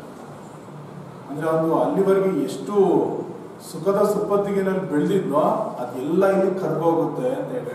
ಅಂದ್ರೆ ಒಂದು ರೀತಿ ಅವ್ನ ಬಾಡಿನಲ್ಲಿ ಏನು ಕೂಡ ಈ ಸಾರಾಂಶನೇ ಇರಲ್ಲ, ಕಂಪ್ಲೀಟ್ ಅವ್ನ ಬಾಡಿ ಒಂದು ರೀತಿ ಸ್ಕೆಲಿಟನ್ ತರ ಆಗೋಯ್ತು ಅಂತ. ಇವನ ಒಂದು ಪೆನೆನ್ಸ್ ನ ನೋಡಿ 5 ಜನ that is the 5 members became the disciples of Gautama Buddha. ಪ್ರಪ್ರಥಮ ಬಾರಿಗೆ ಗೌತಮ ಬುದ್ಧನಿಗೆ 5 ಜನ ಶಿಷ್ಯರು ಸಿಗ್ತಾರೆ. ಅವ್ರ 5 ಜನ ಯಾರು ಅಂತ ಹೇಳಿ ಆಮೇಲೆ ಹೇಳ್ತೀನಿ. ಸೊ ಒಟ್ನಲ್ಲಿ 5 ಜನ ಶಿಷ್ಯಂದಿರು ಅವಾಗಲೇ ಸಿಕ್ಬಿಡ್ತಾರೆ ಇಲ್ಲಿ ಗೌತಮ ಬುದ್ಧನಿಗೆ. ಆದ್ರೆ ಕೊನೆಗೆ ಒಂದ್ಸಲ ಹಂಗೆ ಫಾಸ್ಟಿಂಗ್ ಇರ್ಬೇಕಿದ್ರೆ ಈ completely became unconscious, that is he was fainted ಅಂತ ಹೇಳ್ತಾರೆ. ಅಂದ್ರೆ ಊಟ ಇಲ್ಲ, ಎನರ್ಜಿ ಇಲ್ಲ ಅಂದ್ರೆ ಬಾಡಿ ಏನಾಗುತ್ತಾ ಸುಸ್ತಾಗಿ ಒಂದಿನ ಜ್ಞಾನ ತಪ್ಪೋಗು ಬಿದ್ದೋದ. ಅವಾಗ ನಮಗೆ ರಿಯಲೈಸ್ ಆಗುತ್ತೆ ಏನಪ್ಪ ಅಂತಂದ್ರೆ there is no use of this fasting. ಅಂದ್ರೆ ಉಪವಾಸ ಮಾಡೋದ್ರಿಂದ ಜ್ಞಾನ ಬೆಳೆಯಲ್ಲ. ಸೊ ಹಾಗಾಗಿ ಇದರಲ್ಲಿ ನೋ ಯೂಸ್ ಅಂತ ಹೇಳ್ಬಿಟ್ಟು ಅವನು ಅದನ್ನ ತ್ಯಜಿಸಿದ್ಮೇಲೆ and at the same time there was a girl, her name was Sujata, a daughter of an ordinary farmer. ಒಬ್ಬ ರೈತನ ಮಗಳು ಚಿಕ್ಕ ಹುಡುಗಿ ಸುಜಾತ ಅಂತೇಳಿ ಅವಳೊಂದು ಬೌಲಲ್ಲಿ ಒಂದು ಗಂಜಿ ತಂದು ಕೊಡ್ತಾಳೆ. That is the rice boiled of milk ಅಂತ ಹೇಳಿ ಕರೀತಾರೆ. ರೈಸ್ ಬಾಯ್ಲ್ಡ್ ಆಫ್ ಮಿಲ್ಕ್ ಅಂತ ಹೇಳಿ ಅಂದ್ರೆ ಅನ್ನನ ಹಾಲಿನಲ್ಲಿ ಬೇಯಿಸಿದಂತ ಒಂದು ಗಂಜಿನ ತಂದು ಕೊಡ್ತಾಳೆ. ಅದನ್ನ ಸೇವಿಸಿ then he ended his fasting ಅಂತ ಹೇಳಿ ಕರೀತಾರೆ. That is Gautam Buddha ended his fasting by receiving the rice boiled of milk given by a daughter of an ordinary farmer. Her name was Sujata. ಯಾವಾಗ ಇನ್ನ ಫಾಸ್ಟಿಂಗ್ ತ್ಯಜಿಸ್ತಾನೋ ಅವಾಗ 5 ಜನ ಶಿಷ್ಯಂದ್ರಿದ್ರಲ್ಲ ಅವ್ರು ಇವನ್ನ ಬಿಟ್ಬಿಟ್ಟು ಹೊರಟೋಗ್ತಾರೆ. ಇವನ್ ಯಾರೋ ಒಬ್ಬ ಡೋಂಗಿ ಇರ್ಬೋದು, ಇವನಿಂದ ಏನೋ ಅಚೀವ್ಮೆಂಟ್ ಇಲ್ಲ, ಸೊ ಹಾಗಾಗಿ ಇವನ್ ಜೊತೆ ಇದ್ರೆ ಏನು ಪ್ರಯೋಜನ ಇಲ್ಲ ಅಂತೇಳಿ ಬಿಟ್ಟು ಹೊರಟೋಗ್ತಾರೆ. ಯಾವಾಗ ಇವನು ಪೆನೆನ್ಸ್ ಮತ್ತೆ fasting ಬಿಟ್ನೋ then he decided to follow that is he decided to observe that is meditation. ಅಂದ್ರೆ ಪೆನೆನ್ಸ್ ತಪಸ್ಸನ್ನ ಮಾಡೋದನ್ನ ಬಿಟ್ಬಿಟ್ಟು ಏನ್ ಮಾಡ್ದ, ಮೆಡಿಟೇಷನ್ ಅನ್ನ ಶುರು ಮಾಡ್ದ. So here there is a lot of difference between penance and meditation. ಗೊತ್ತಿರ್ಬೋದು, ಪೆನೆನ್ಸ್ ಅಂದ್ರೆ ತಪಸ್ ಮಾಡೋದು, ಊಟ ನಿದ್ರೆ ಎಲ್ಲಾನು ಬಿಟ್ಬಿಟ್ಟು. ಮೆಡಿಟೇಷನ್ ಅಂತಂದ್ರೆ ಜಸ್ಟ್ ಧ್ಯಾನ ಮಾಡೋದಷ್ಟೇ. ಸೊ ಈ ರೀತಿ ಧ್ಯಾನ ಸಂತಾನಾಗ್ತಾನೆ. So continuously he undertook the meditation for nearly 49 days at a place called Gaya in the present Bihar. Got it? See, this Gaya was situated on the bank of the river Nairanjana river by sitting under the one peepal tree. Got it. Gautam Buddha continuously observed the meditation for 49 days under a peepal tree at a place called Gaya in Bihar. So that Gaya is situated on the bank of the river Nairanjana. River Nairanjana. Nairanjana river ಅಂತ ಹೇಳ್ತಾರೆ. ಅಲ್ಲಿ ಗೌತಮ ಅದು Vardhamana ಮಹಾವೀರದು Rijupalika river. Got it. His enlightenment place was Jrumbika. Got it. Vardhamana Mahavirindo enlightenment adanta place is Jrumbika. Jrumbika situated on the bank of the river Rijupalika. But here the enlightenment place of Gautam Buddha was Gaya, that was situated on the river called Nairanjana river. Finally, on his 49th day, he got an enlightenment. He got an enlightenment. Enlightenment is nothing but he find out the answer and as well as solution for all his questions which were appeared in this mind. Simple. ಆ ತಲೆನಲ್ಲಿ ಏನು ಸಮಸ್ಯೆಗಳಿದ್ವೋ, ತಲೆನಲ್ಲಿ ಏನು ಕ್ವಶನ್ಸ್ಗಳಿದ್ವೋ ಆ ಕ್ವಶನ್ಸ್ಗೆ ಪರಿಹಾರ ಕಂಡುಕೊಂಡ, ಅಂದ್ರೆ ಉತ್ತರವನ್ನು ಹುಡುಕೊಂಡ. You was succeeded to find out the answers ಅಂತೇಳಿ ಅದನ್ನೇ ನಾವೇನಂತ ತಿಳ್ಕೊತೀವಿ, ಎನ್ಲೈಟನ್ಮೆಂಟ್ ಅಂತ ಹೇಳಿ. So immediately after enlightenment he got the two titles. One is Buddha and another one Tathagata. Just like Jinan Kevalen and Mahavira to Vardhamana at the time of his enlightenment. So here Gautama Siddhartha got the two titles, Buddha and then Tathagata. Buddha means what? What is the meaning of Buddha? Wise person means who got the highest knowledge. Who got the highest knowledge means he got the Buddhatva. Siddhartha got the Buddhatva. That's why he got the title Buddha. Buddhatva is nothing but the highest stage of education. ಅಂದ್ರೆ ಅತ್ಯುನ್ನತವಾದಂತ ಜ್ಞಾನವನ್ನ ಸಂಪಾದನೆ ಮಾಡ್ದ, ಅದಕ್ಕೆ ಬುದ್ಧ. ಅದನ್ನ Buddhism ಅಲ್ಲಿ ಏನಂತ ಕರ್ಕೋತಾರೆ, ಬುದ್ಧತ್ವ ಅಂತೇಳಿ ಕರ್ತಾರೆ. ಅಂದ್ರೆ ಬುದ್ಧತ್ವವನ್ನು ಹೊಂದದ, ಅದಕ್ಕೋಸ್ಕರನೇ ಸಿದ್ಧಾರ್ಥನಿಗೆ ಬುದ್ಧ ಅಂತ ಹೇಳ್ತಾರೆ. Then what about the meaning of Tathagata? Tathagata, one who realized the solution for his questions. That's it. One who realized or one who find out the answers. ಅಂದ್ರೆ ಉತ್ತರವನ್ನ, ತನ್ನ ಸಮಸ್ಯೆಗಳಿಗೆ ಉತ್ತರವನ್ನ ಕಂಡುಕೊಂಡಂತವನು ಯಾರಪ್ಪ ಅಂತಂದ್ರೆ ಸಿದ್ಧಾರ್ಥ. ಅದಕ್ಕೋಸ್ಕರ ನಿಮಗೆ ಒಂದು ಟೈಟಲ್ ತಥಾಗತ ಅಂತೇಳಿ ಕರ್ತಾರೆ. ಅರ್ಥ ಆಯ್ತಲ್ವಾ? C, immediately after the enlightenment Gautama Siddhartha became Buddha. Then what about this Gaya? Gaya became very famous as the Buddha Gaya or Bodh Gaya. Got it? Because that Gaya was the place where Buddha got the Buddhatva. That's why that Gaya became Buddha Gaya or Bodh Gaya. Now it is in Bihar. It became one of the most important and the very famous holy place of Buddhism, just like the Kashi for Hindus or Mecca for Muslims, then Vatican for the Christians.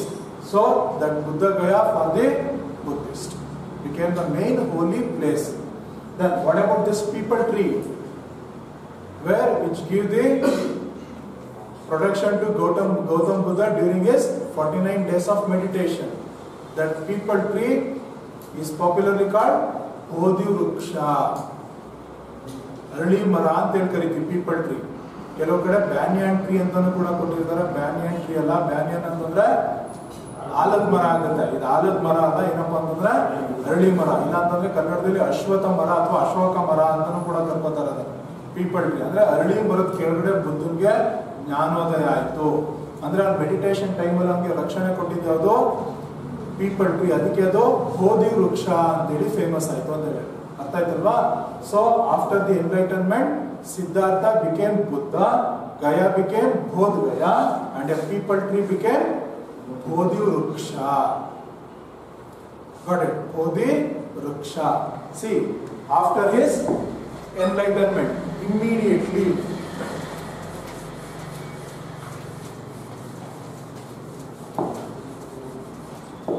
after his enlightenment, immediately Gautam Buddha went to a nearby city that is called Saranath. ಆ ಗಯಾದಿಂದ ಸ್ವಲ್ಪ ದೂರನೇ ಇರುವಂತ ಒಂದು ಸಿಟಿಗೆ ಹೋಗ್ತಾನೆ. ಅಂದ್ರೆ ಅವನಿಗೆ ಜ್ಞಾನೋದಯ ಆದ ತಕ್ಷಣ ಫಸ್ಟ್ ಹೋಗಿದ್ದು ಎಲ್ಲಿಗಪ್ಪ ಅಂತಂದ್ರೆ ಒಂದು ನಗರಕ್ಕೆ ಹೋಗ್ತಾನೆ. ಆ ನಗರದ ಹೆಸರೇನಪ್ಪ ಅಂತಂದ್ರೆ Sarnath. Sarnath means the present Varanasi or Kashi.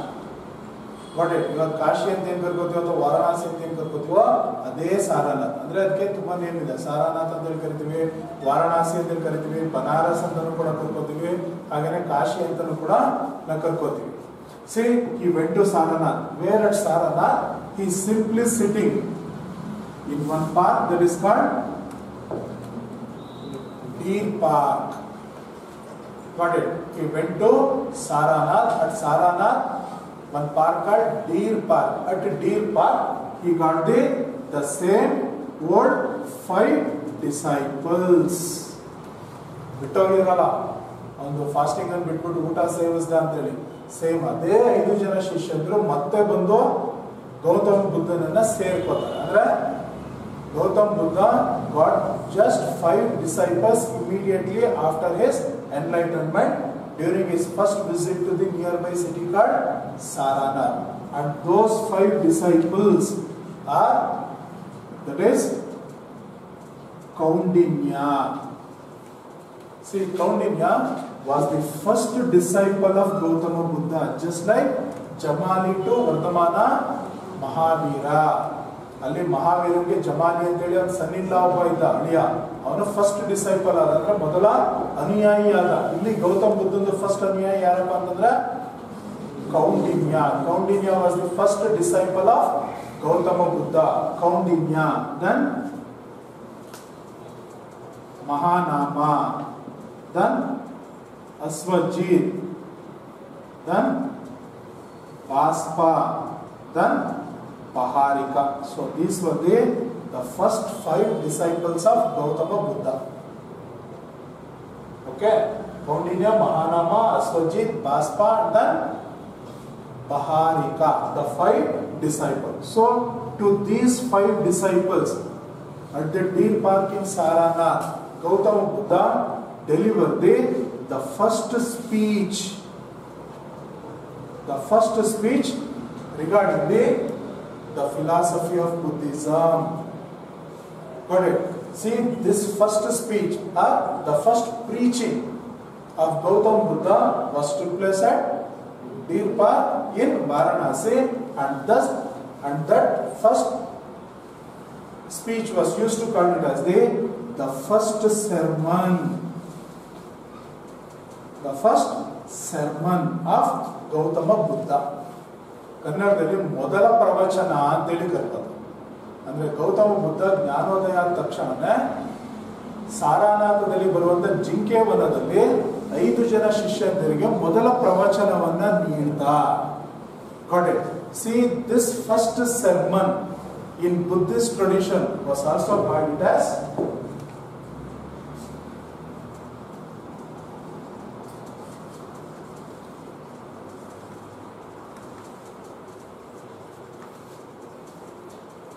first sermon was also called as Dharma Chakra Pravartana.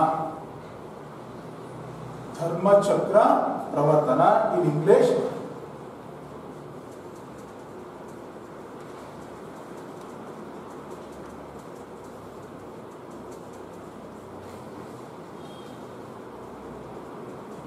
See, the turning of the wheel of Dharma. Dharma Chakra Pravartana or the turning of the wheel of Dharma, the turning of the wheel of law ಅಂತನೂ ಕೂಡ ಕರ್ಕೋತಾರೆ. either Dharma or law ಅಂತ. ಹಾಗಾದ್ರೆ what is the meaning of this? Dharma Chakra Pravartana, turning of the wheel of Dharma.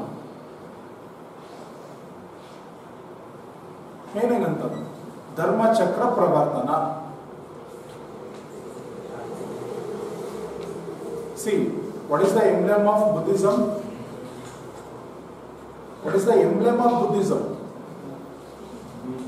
What about Hinduism? What is the emblem of Hinduism? ನಮ್ಮ ಹಿಂದೂ ಧರ್ಮದ ಸಂಕೇತ ಯಾವುದು? ಓಂ ಅಂತೇಳಿ ಬರೀತೀವಿ, ಗೊತ್ತಾನೆ? ಓಂ. What about Christianity? Cross.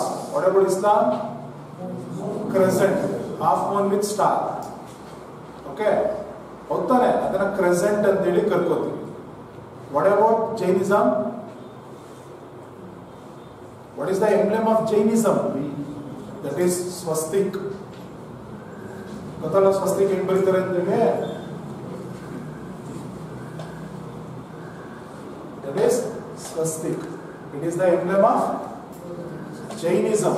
But what about Buddhism? What is the emblem of Buddhism? ಬೌದ್ಧ ಧರ್ಮ ಸಂಕೇತ ಯಾವುದು? What is this? Chakra, wheel. That wheel has how many spokes? Not 24, 8 spokes. Okay, a wheel of 8 spokes, that is called Dharma Chakra. 24 spokes adu Buddhism alla, that is Ashoka Chakra. Okay, Ashoka Chakra ne bere, Bauddha Dharma Chakra ne bere. Okay, ಅದು ಅಶೋಕ ಚಕ್ರದ್ದು ಅಶೋಕದ ಬಂದಾಗ ಹೇಳ್ತೀನಿ ಯಾಕೆ ಅದು ಅದನ್ನ ಮಾಡ್ಕೊಂಡ ಅಂತ. ಇದು 8 spokes. 8 spokes ಅಂತಂದ್ರೆ ಏನರ್ಥ? What does this 8 spokes tells about? See, this is the emblem of Buddhism. ಅರ್ಥ ಆಯ್ತಲ್ವಾ? ಬುದ್ಧಿಸಮ್ ದಿ ಎಂಬ್ಲೆಮ್ ಇದು ಧರ್ಮ ಚಕ್ರ ಅಂತ ಹೇಳಿ ಕರ್ಕೊಂತೀವಿ. ಧರ್ಮ ಚಕ್ರ ಹ್ಯಾಸ್ ಜಸ್ಟ್ 8 spokes, 8 ಕಡ್ಡಿಗಳನ್ನು ಒಳಗೊಂಡಿರುವಂತ ಒಂದು ಚಕ್ರ. ಇದು ಬೌದ್ಧ ಧರ್ಮದ ಸಂಕೇತ. ಆ 8 ಕಡ್ಡಿಗಳು ಏನನ್ನು ಇಂಡಿಕೇಟ್ ಮಾಡುತ್ತೆ? 8 ಡೈರೆಕ್ಷನ್ಸ್. ಓಕೆ, ಅಷ್ಟ ದಿಕ್ಪಾಲಕರು ಅಂತೇಳಿ ನಮ್ಮ ಹಿಂದೂ ಧರ್ಮದಲ್ಲಿ ಬರುತ್ತೆ. 8 ದಿಕ್ಕುಗಳಿದಾವೆ ಅಂತ ಹೇಳಿ ಆ 8 ದಿಕ್ಕುಗಳನ್ನ ಸೂಚಿಸುತ್ತಂತೆ.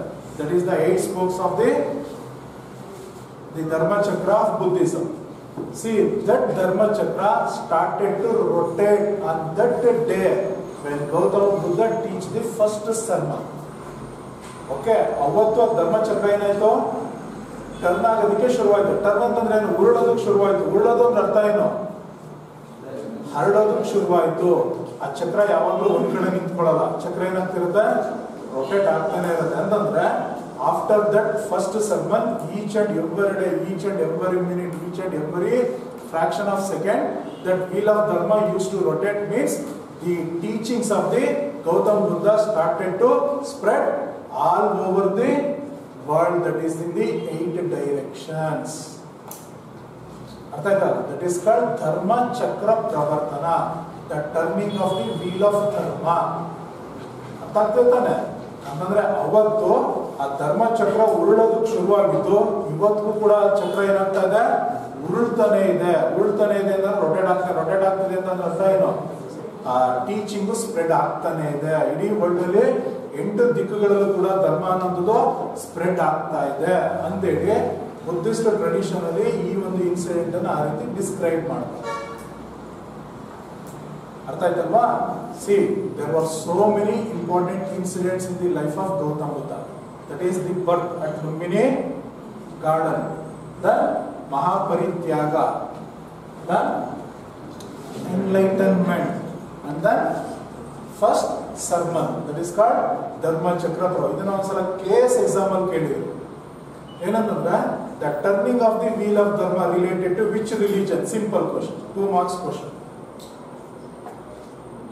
The turning of the wheel of dharma related to which religion? Simple question. ಅರ್ಥ ಆಯ್ತಲ್ವಾ? ಸೊ ಈ ರೀತಿ ಕ್ವಶನ್ಸ್ ಗಳು ಬರುತ್ತೆ. ಇವೆಲ್ಲ ಏನಪ್ಪ ಅಂತಂದ್ರೆ ಗೌತಮ್ ಬುದ್ಧನ ಲೈಫ್ ಅಲ್ಲಿ ಬರುವಂತ ತುಂಬಾ ಇನ್ಸಿಡೆಂಟ್, ತುಂಬಾ ಇಂಪಾರ್ಟೆಂಟ್ ಇನ್ಸಿಡೆಂಟ್ಗಳು. ಒಂದೊಂದು ಇನ್ಸಿಡೆಂಟ್ಗೂ ಕೂಡ ಬುದ್ಧಿಸ್ಟ್ ಟ್ರೆಡಿಷನ್ ಅಲ್ಲಿ ಒಂದೊಂದು ನೇಮ್ ಕೊಡ್ಬೇಕಾಗ. ಅರ್ಥ ಆಯ್ತಲ್ವಾ? ನೆಕ್ಸ್ಟ್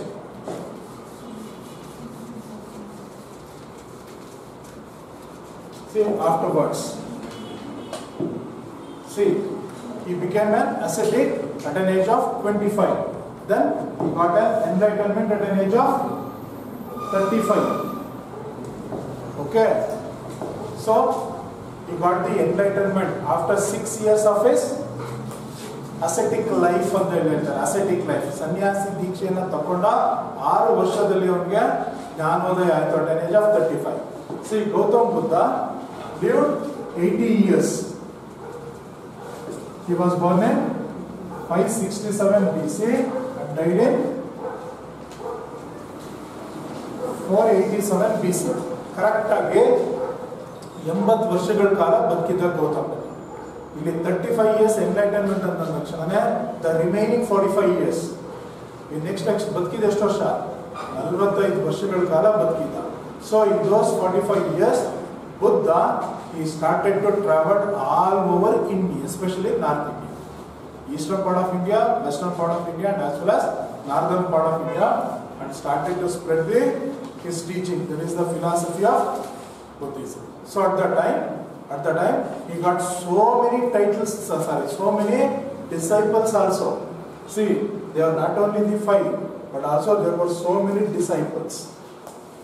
ತುಂಬಾ ಜನ ಅನುಯಾಯಿಗಳನ್ನ ಪಡ್ಕೋತಾರೆ. ಅದರಲ್ಲಿ his favorite disciple, see, Kaundinya was the first disciple and very close and a very favorite disciple of Gautam Buddha was Ananda.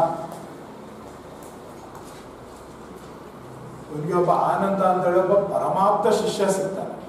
ಇವನೇನೆ ಅವನ ಎಲ್ಲ ಶಿಷ್ಯಂದ್ರಿಗಳು ಎಷ್ಟು ಜನ ಇರ್ತಾರೋ ಅದರಲ್ಲಿ ತುಂಬಾ ಪರಮಾಪ್ತನಾದಂತ ನೀವು ದ ಫೇವರೇಟ್ ಡಿಸೈಪಲ್ ಅಂತ ಕರಿತೀವಿ ಆನಂದ. ಜೊತೆಗೆ ಇನ್ನೊಬ್ಬ ಸಿಗ್ತಾನೆ ಉಪಾಲಿ ಅಂತ, ಆನಂದ, ಉಪಾಲಿ. ಸೊ ಈ ರೀತಿ ತುಂಬಾ ಜನ ಅನುಯಾಯಿಗಳಾಗ್ತಾರೆ. ಜೊತೆಗೆ his own father Shuddhodana and then his stepmother Prajapati Gautami, they all became, and including his wife and his son, they all became the disciple of Gautama Buddha. And also he visited so many kingdoms, especially what we call the 16 Janapadas and also certain republican states, because during the time of Gautama Buddha, how many republican states? 10 republican states and 16 Mahajanapadas. What is the difference between Mahajanapada and republican state? What is the relation between Mahajanapadas and republican state? ಎರಡಕ್ಕೂ ಏನು difference ಇದೆ? ಈಗ total 26 kingdoms ಅಂತ ಹೇಳ್ಬೋದಿತ್ತಲ್ವಾ? ತುಂಬಾ ಬರ್ತಾರೆ. ಈಗ ಅಂಗ, ಮಗಧ, ಕಾಶಿ, ಕೋಸಲ, ಛೇದಿ, ಕಾಂಬೋಜ, ಗಾಂಧಾರ, ವಜ್ಜಿ, ಈ ರೀತಿ ತುಂಬಾ ಬರ್ತವೆ. ಲಿಚ್ಚಾವಿಸ್, ಕೋಲಿಯಾಸ್, ಮೌರ್ಯಾಸ್ ಮತ್ತೆ ಕಪಿಲವಸ್ತುನಲ್ಲಿ ಬರುತ್ತದೆ. ಅದೆಲ್ಲ ರಿಪಬ್ಲಿಕನ್ ಸ್ಟೇಟ್ ಅಂತೇಳಿ ಈ ರೀತಿ ಟೋಟಲ್ 26 ಬರುತ್ತೆ. ನೆಕ್ಸ್ಟ್ ಮುಗಿದ ತಕ್ಷಣ ಹೇಳ್ತೀನಿ ಅದು ಯಾವ್ದು ಅಂತ ಹೇಳಿ. ಹಾಗಾದ್ರೆ ಏನ್ ಡಿಫ್ರೆನ್ಸ್ ಇದೆ ಅದಕ್ಕೂ ಇದಕ್ಕೂ? ಯಾಕೆಂದ್ರೆ ಒಂದು ಕ್ವಶನ್ ಕೇಳ್ತಾರೆ, ಏನಂತಂದ್ರೆ what type of government was existed in India during the time of Gautama Buddha ಅಂತ ಹೇಳಿ ಕೇಳ್ತಾರೆ. ಒಂದು ಕ್ವಶನ್, ಸಿಂಪಲ್ ಕ್ವಶನ್. ಓಕೆ, ಆಗ ಯಾವುದು ಅಂತ ಒಂದು ಮೇಜರ್ ಕಿಂಗ್ಡಮೇ ಇರಲಿಲ್ಲ. ಒಂದು ಮೇಜರ್ ಕಿಂಗ್ಡಮ್ ಇದೆ ಅಂತಂದ್ರೆ ಯಾವ್ದೋ ಒಂದು ಟೈಪ್ ಆಫ್ ಗವರ್ನಮೆಂಟ್ ಅಂತ ಹೇಳಿ ಕೇಳ್ಬೋದು. ಆದ್ರೆ ಇಲ್ಲಿದ್ದು 2 types ಆಫ್ ಗವರ್ನಮೆಂಟ್, ಒಂದು mahajanapadas and Republican state. So ಹಾಗಾದ್ರೆ what type of exact government was existed in India during the time of Gautam Buddha, especially in 6th century BC? ಆದ್ರೆ ಯಾವ ರೀತಿಯಾದಂತ ಸರ್ಕಾರ ವ್ಯವಸ್ಥೆ ಇತ್ತು ಭಾರತದಲ್ಲಿ Gautam Buddha time? Simple question.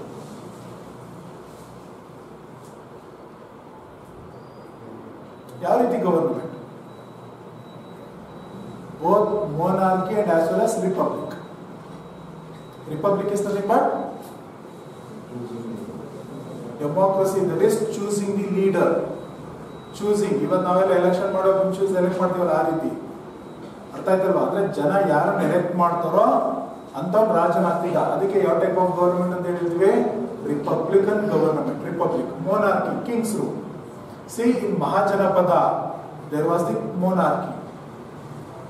Okay, in 16 Janapada there was the monarchical government. What about in the 10 republican state? There is the republic form of government. In simple, the democratic form of government. ಅಂದ್ರೆ ಅರ್ಥ ಏನಲ್ಲೇ? During the time of Gautam Buddha both monarchy and republic form of government existed in India. ಅಂದ್ರೆ ಎರಡೂ ಇತ್ತು. ಮಹಾಜನಪದಾಸಲ್ಲಿ ಏನಿತ್ತು? monarchy ಇತ್ತು. Republican state ಅಲ್ಲಿ ಏನಿತ್ತು? Republic form of government. ಈ ರೀತಿ ಕ್ವಶನ್ಸ್ ಗಳನ್ನ ಒಂದಕ್ಕೊಂದಕ್ಕೆ ರಿಲೇಟೆಡ್ ರಿಲೇಟೆಡ್ ಆಗಿ ಕೆಲವು ಟೈಮಲ್ಲಿ ತುಂಬಾ ಕನ್ಫ್ಯೂಷನ್ ಆಗೋ ರೀತಿ ಕೇಳ್ತಾರೆ, ಮತ್ತೆ ಅದಕ್ಕೆ ರಿಲೇಟೆಡ್ ಆಗಿರುತ್ತೆ. ಬಟ್ ಅದಕ್ಕೆ ನಾನು ಹೇಳಿದ್ದು ಏನಂತಂದ್ರೆ, ಏನೋ ಒಂದು ಹೇಳ್ತು ಅಂತಂದ್ರೆ ಬರೀ ಅದಷ್ಟಕ್ಕೆ ಸ್ಟಿಕನ್ ಆಗ್ಬಾರ್ದು, ಒಂದು ಸ್ವಲ್ಪ ಆ ಕಡೆ ಈ ಕಡೆ ಕೈಕಾಲು ಆಡಿಸ್ಬೇಕು. ಅಂದ್ರೆ ಆ ಕಡೆ ಈ ಕಡೆ ಅದಕ್ಕೆ ರಿಲೇಟೆಡ್ ಏನೇನು ಇದೆಯೋ ಅದನ್ನೆಲ್ಲ ಒಂಚೂರಿ ಕೆದಕಿದ್ರೆ ಅವಾಗ you will get the perfection. ಅರ್ಥ ಆಯ್ತಲ್ಲ? ನೋಡಿ, during the time of Gautam Buddha republican state ಮತ್ತೆ ಮೊನಾರ್ಕಿ ಇತ್ತು. ಅದೊಂದು ಕ್ವಶನ್ ಕೇಳ್ಬಿಡ್ತಾರೆ ಅದಕ್ಕೆ ರಿಲೇಟೆಡ್ ಆಗಿ, what type of governments in India. ಅದೇ ಮೇನ್ ಡಿಫರೆನ್ಸ್ ರಿಪಬ್ಲಿಕನ್ ಸ್ಟೇಟ್ಗೂ ಮಹಾಜನಪದಾಸ್ಗೂ ಇರುವಂತ ಮೇನ್ ಡಿಫರೆನ್ಸ್ ಇದೆ.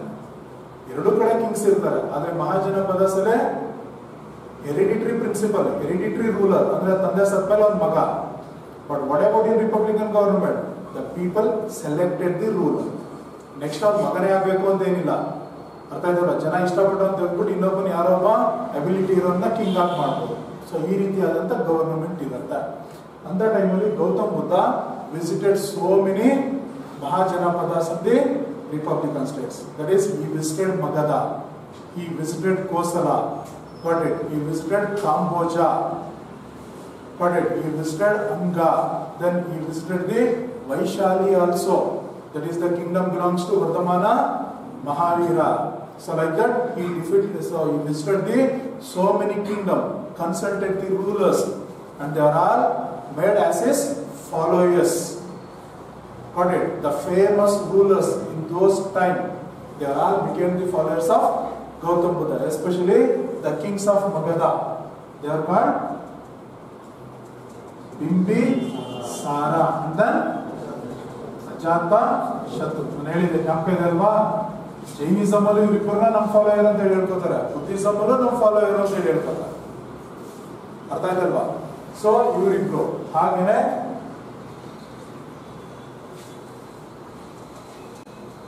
ಪ್ರಸನ್ಜೀತ್, the king of Kosala, ಪ್ರಸನ್ಜೀತ್.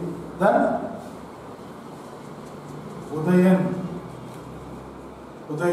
the king of Avanti. Okay, these were the certain famous followers of Gautam Buddha. They are all extended the royal patronage to Gautama Buddha and as well as Buddhism. Got it? And also according to Buddhist tradition, Gautama Buddha spent most of his time after his enlightenment at a place called Kosala kingdom. That is Prasenjit. He was one of the close companion or the greatest follower of Gautama Buddha. So because of the patronage extended to Buddhism, Buddha spent most of his time after his enlightenment of his 45 years. Enlightenment ಆದ್ಮೇಲೆ 45 ವರ್ಷ ಬದುಕಿದ್ದ, ಆದ್ರೆ ಜಾಸ್ತಿ ಸಮಯವನ್ನ ಟೈಮನ್ನ ಕಳೆದಿದ್ದಿಲ್ಲಪ್ಪ ಅಂತಂದ್ರೆ Kosala Kingdom ಇದೆ. Kosala Kingdom capital ಯಾವ್ದಪ್ಪ ಅಂತಂದ್ರೆ ಶ್ರಾವಸ್ತಿ ಅಂತೇಳಿ ಕರೀತಾರೆ. Shravasti, the capital called Shravasti in the kingdom of Kosala. Buddha has to spend much of his time after his enlightenment. Got it? And also Buddha, he went up to northwestern frontier province of India, that is the present Afghanistan, just to spread the Buddhism. Got it? So finally he reached this state called Kamboja. Kamboja ಅಂತೇಳಿ ಒಂದು state ಬರುತ್ತೆ, north West frontier province ಅಂತಂದ್ರೆ ಇವತ್ತು Afghanistan ಇದೆಯಲ್ಲ, Afghanistan region ಅಲ್ಲಿ ಒಂದು ಕಾಂಬೋಜಾ ಅನ್ನೋ state ಬರುತ್ತೆ. ಅಲ್ಲಿವರೆಗೂ ಕೂಡ ಹೋಗಿದ್ದ ಅಂತ ಹೇಳಿ ಹೇಳ್ತಾರೆ.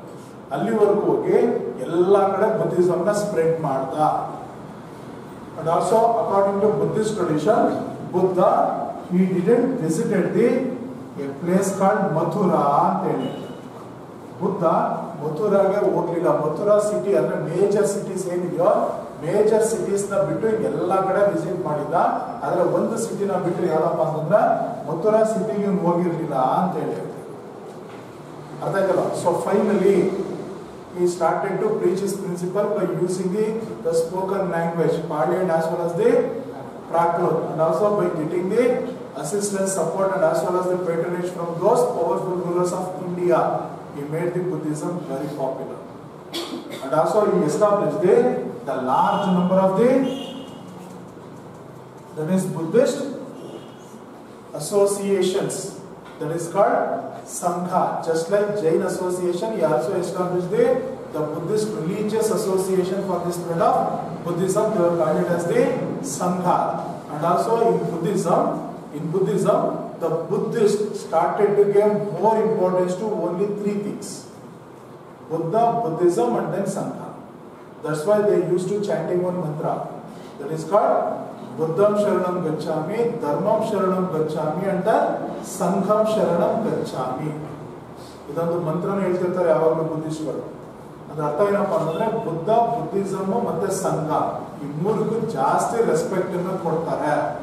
ಅಂದ್ರೆ ಒಂದು ಧರ್ಮ ಸ್ಥಾಪನೆ ಮಾಡಿದ ಸರಳವಾದಂತ ಧರ್ಮ ಬುದ್ಧ, ಬುದ್ಧ ಸ್ಥಾಪನೆ ಮಾಡಿದಂತ ಧರ್ಮ ಬುದ್ಧಿಸಮ್, ಅದನ್ನ ಸ್ಪ್ರೆಡ್ ಮಾಡಿದ್ಯಾರೋ ಸಂಘಗಳು.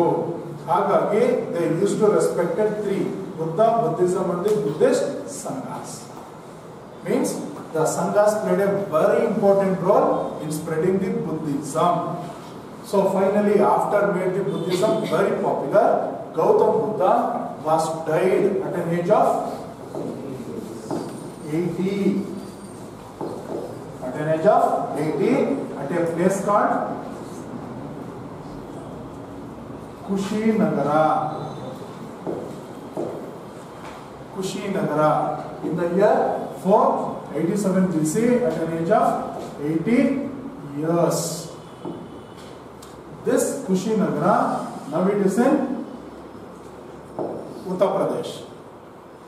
Okay, on the Buddhist traditions ಹೇಳುತ್ತೆ ಏನಪ್ಪ ಅಂತಂದ್ರೆ on the day when he was last breath, before his last breath, he has to consume the pork given by one of his disciple. His name was Chund ಅಂತೇಳಿ.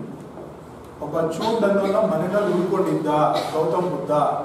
ಅವನು ಸಾಯೋ ದಿನ ರಾತ್ರಿ ಒಂದು ಹಂದಿ ಮಾಂಸವನ್ನ ಸೇವಿಸಿದ, ಅಂದ್ರೆ ಪೋರ್ಕ್ ಅನ್ನ ತಿಂದಿದ್ದ ಅಂತ ಹೇಳ್ತಾರೆ. ಅಂದ್ರೆ ಅವನು that was is last dinner ಅಥವಾ ಲಾಸ್ಟ್ ಟೇಕಿಂಗ್ ಫುಡ್ ಅಂತ ಹೇಳ್ತಾರೆ. ಅದು ಸೇವಿಸಿದ್ರಿಂದಲೂ ಏನೋ ಗೊತ್ತಿಲ್ಲ, ಒಟ್ನಲ್ಲಿ ಅವನು ತನ್ನ 80 years ಆಫ್ ಏಜ್ ಅಲ್ಲಿ ಕುಶಿನಗರದಲ್ಲಿ ಮರಣ ಹೊಂದಿದ. ಸೊ ಈ ಮರಣ ಹೊಂದಿದಲ್ಲ, ಈ ಘಟನೆಯನ್ನೇ ಬುದ್ಧಿಸಮ್ ಅಲ್ಲಿ ಏನಂತ ಕರ್ಕೋತಾರೆ ಅಂತಂದ್ರೆ that is Parinirvana.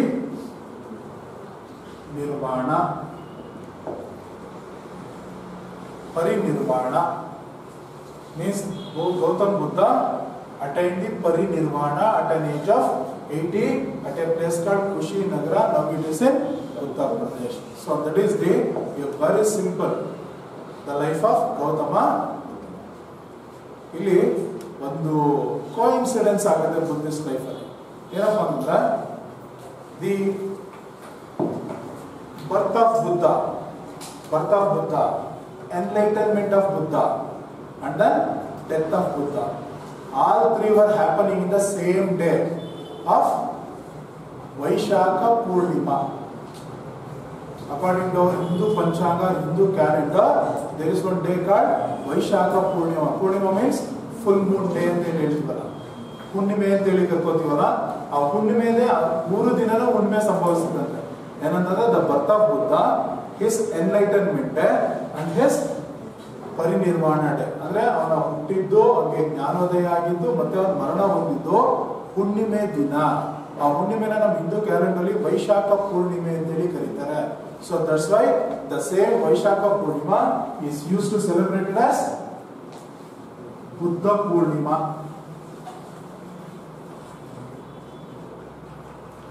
Okay, all these three were happening in the same day, and all three were the most important incident in the life of Buddha. That is the birth of Buddha, his enlightenment, and as well as his death. All were happening in the same day of Vaishakha Purnima. The same Vaishakha Purnima is celebrated by the Buddhists as Buddha Purnima. Okay, ಇನ್ನೊಂದು ಬರುತ್ತೆ Buddhist ಲೈಫಲ್ಲಿ. ಏನಂತಂದ್ರೆ ಈ ಒಂದು ಲೈಫಲ್ಲಿ ಕೆಲವಾರು 5-6 ತುಂಬಾ ಇನ್ಸಿಡೆಂಟ್ಗಳು ಬರೋದು. ತುಂಬಾ ಫೇಮಸ್ ಇನ್ಸಿಡೆಂಟ್ ಯಾವುದು? ಬರ್ತ್ ಆಫ್ ಬುದ್ಧ ಫಸ್ಟು, ಅದಾದ್ಮೇಲೆ ರಿನನ್ಸಿಯೇಷನ್, ದಟ್ ಈಸ್ ಮಹಾಪರಿತ್ಯಾಗ. ಥರ್ಡ್ ಒನ್ ಮಹಾಪರಿತ್ಯಾಗ ಆದ್ಮೇಲೆ enlightenment. After enlightenment sermon, first sermon, finally parinirvana. These 5 incidents, they were very important in the life of Buddha. and these 5 incidents were indicated with the certain symbols in the Buddhism. ಇದು 5 ಇನ್ಸಿಡೆಂಟ್ಗಳನ್ನ Buddhism ಅಲ್ಲಿ ಕೆಲವಾರು symbols ಗಳಿಂದ indicate ಮಾಡ್ತಾರೆ. ಇದು ತುಂಬಾ important 2 marks ಗೆ.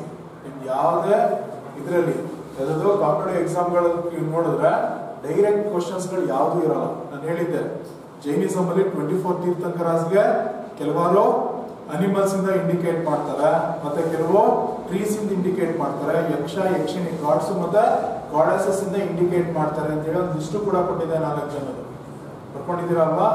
But ಆ ರೀತಿ ಒಂಚೂರು ಕೇರ್ಫುಲ್ ಆಗಿ ನೋಡ್ಕೊಳ್ಳಿ. ಲೈಫ್ ಅನ್ನೋದು ಕಾಮನ್ ಆಗಿ ಇರುವಂತದ್ದು ಒಂದು ರೀತಿ ಸ್ಟೋರಿ ಟೈಪ್ ಬಂದ್ಬಿಡುತ್ತೆ. ಸ್ಟೋರಿ ತುಂಬಾ ಈಸಿ, ಆದ್ರೆ ಆ ಸ್ಟೋರಿನ ಬರುವಂತ ಇಂಪಾರ್ಟೆಂಟ್ ಇವೆಂಟ್. ಸೊ ಅದಕ್ಕೆ ರಿಲೇಟೆಡ್ ಆಗಿ ಏನಾದ್ರೂ ರಿಲೇಷನ್ಸ್ ಇದೆಯಾ ಅಥವಾ ಏನಾದ್ರೂ ಇಂಡಿಕೇಟ್ ಮಾಡ್ತಾರ ಅಂತ. ಈಗ ಫಾರ್ ಎಕ್ಸಾಂಪಲ್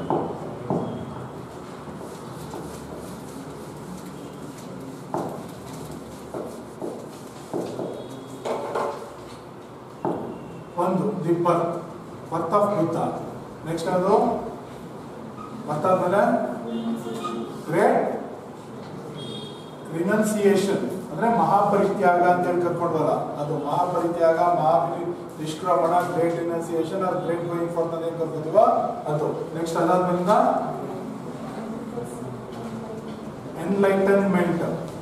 ಎನ್ಲೈಟನ್ಮೆಂಟ್ಗೆ ಇನ್ನೊಂದು ಏನ್ ಕೊಟ್ಕೋತಾರೆ ಏನಪ್ಪಾ ಅಂತಂದ್ರೆ ನಿರ್ವಾಣ ಅಂತಾನು ಕೂಡ ಕೊಟ್ಕೋತಾರೆ. ನಿರ್ವಾಣ, ಐದರ್ ನಿರ್ವಾಣ ಎನ್ಲೈಟನ್ಮೆಂಟ್. ನೆಕ್ಸ್ಟ್ ಫಸ್ಟ್ ಸರ್ಮನ್, ಮೊದಲ ಪ್ರವಚನ ಸಾರಾನಾಥ್. ನೆಕ್ಸ್ಟ್ ಪರಿನಿರ್ವಾಣ ಇಲ್ಲ ಅಂತಂದ್ರೆ ಡೆತ್. ಇತ್ತಾನೆ 5 ಒಂದು ಲೈಫಲ್ಲಿ ಬರುವಂತ ಇಂಪಾರ್ಟೆಂಟ್ ಇನ್ಸಿಡೆಂಟ್ಗಳು. ಈ 5ನ್ನ ಕೆಲವಾರು ಸಿಂಬಲ್ ಇಂದ ಇಂಡಿಕೇಟ್ ಮಾಡ್ತಾರೆ. ಫಾರ್ ಎಕ್ಸಾಂಪಲ್ ಬರ್ತ್ನ ಯಾವ್ದು ಇಂಡಿಕೇಟ್ ಮಾಡ್ತಾರೆ? ಬರ್ತ್ನ that is lotus and bull.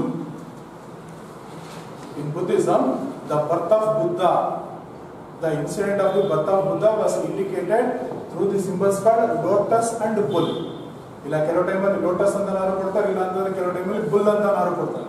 Then what about renunciation?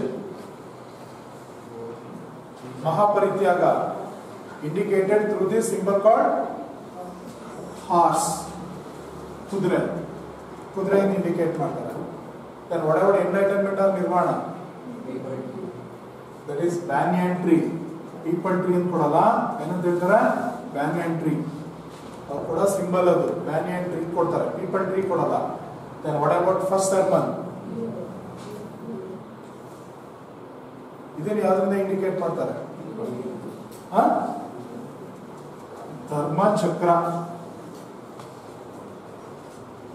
ಧರ್ಮ ಚಕ್ರ ಇಲ್ಲ ಅಂತಂದ್ರೆ ಚಕ್ರ ಅಷ್ಟೇನೆ. ನಾ ಹೇಳಿದಲ್ಲ 8 ಸ್ಪೋಕ್ಸ್ ವೀಲ್ ಇರುವಂತ ಧರ್ಮ ಚಕ್ರ. ದೆನ್ ವಾಟ್ ಅಬೌಟ್ ಪರಿನಿರ್ವಾಣ ಆ ಡೆತ್? ಇದನ್ನ ಯಾವ್ದಿಂದ ಇಂಡಿಕೇಟ್ ಮಾಡ್ತಾರೆ? That is stupa. Stupa means what is stupa? ನೀವೇನಾದ್ರೂ ಪ್ರಿಲಿಮ್ಸ್ ಕ್ಲಿಕ್ ಆಗಿ ಮೇನ್ಸಿಗೆ ಹೋದ್ರೆ ಇದನ್ನ ಶಾರ್ಟ್ ನೋಟ್ಸ್ ತರ ಕೇಳ್ತಾರೆ. Stupas means what? Simple Buddhist temples. ನಾನು ಬಸದೀಸ್ ಅಂತ ಅಂದಲ್ಲ, ಜೈನಿಸಮ್ದು ಬಸದೀಸ್, ಬುದ್ಧಿಸಮ್ದು ಸ್ತೂಪಾಸ್. ಆದ್ರೆ ಈ ಸ್ತೂಪಾಸ್ದು ಸ್ಪೆಷಾಲಿಟಿ ಇದೆ. ಏನಂತಂದ್ರೆ the stupas were used to be built on the relics of Buddha ಅಂತ ಹೇಳ್ತಾರೆ. relics of Buddha ಅಂತ ಹೇಳಿ ಅಂದ್ರೆ ಬುದ್ಧ ಸತ್ತ ಮೇಲೆ ಬುದ್ಧನ ಡೆಡ್ ಬಾಡಿನ ಸುಟ್ಟಾಕ್ತಾರೆ ಬೆಂಕಿನಲ್ಲಿ. ಅರ್ಥ ಆಯ್ತಲ್ವಾ?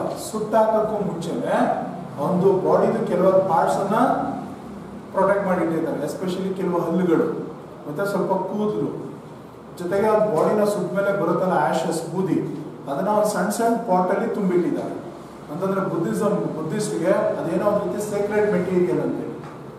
ಆ ರೀತಿ ಇದನ್ನ ಸಣ್ಣದನ್ನ ತಂದು ಅದನ್ನ ಭೂಮಿ ಮೇಲೆ ಹೂತಾಕಿ ಅದ್ರ ಮೇಲ್ಗಡೆ ಸೆಮಿಸ್ಪೆರಿಕಲ್ ಶೇಪ್ ಅಲ್ಲಿ ಅಂದ್ರೆ ಹಾಫ್ ಸರ್ಕಲ್ ಶೇಪ್ ಅಲ್ಲಿ ಒಂದು ಟೆಂಪಲ್ ಇಂದ ಕಟ್ತಾರೆ. ಅವುಗಳಿಗೆ ಏನಂತ ಹೆಸರು? ಸ್ತೂಪ. ಅಂದ್ರೆ the stupas are nothing but the Buddhist religious places or the Buddhist places. They were used to be built on the relics. RELICS ಅಂತ ಹೇಳ್ತಾರೆ. Relics are the remains of Buddha ಅಂತ. ಬುದ್ಧನ ಪಳೆಯುಳಿಕೆಗಳ ವಸ್ತುಗಳ ಮೇಲೆ ಕಟ್ಟಿರುವಂತದ್ದು.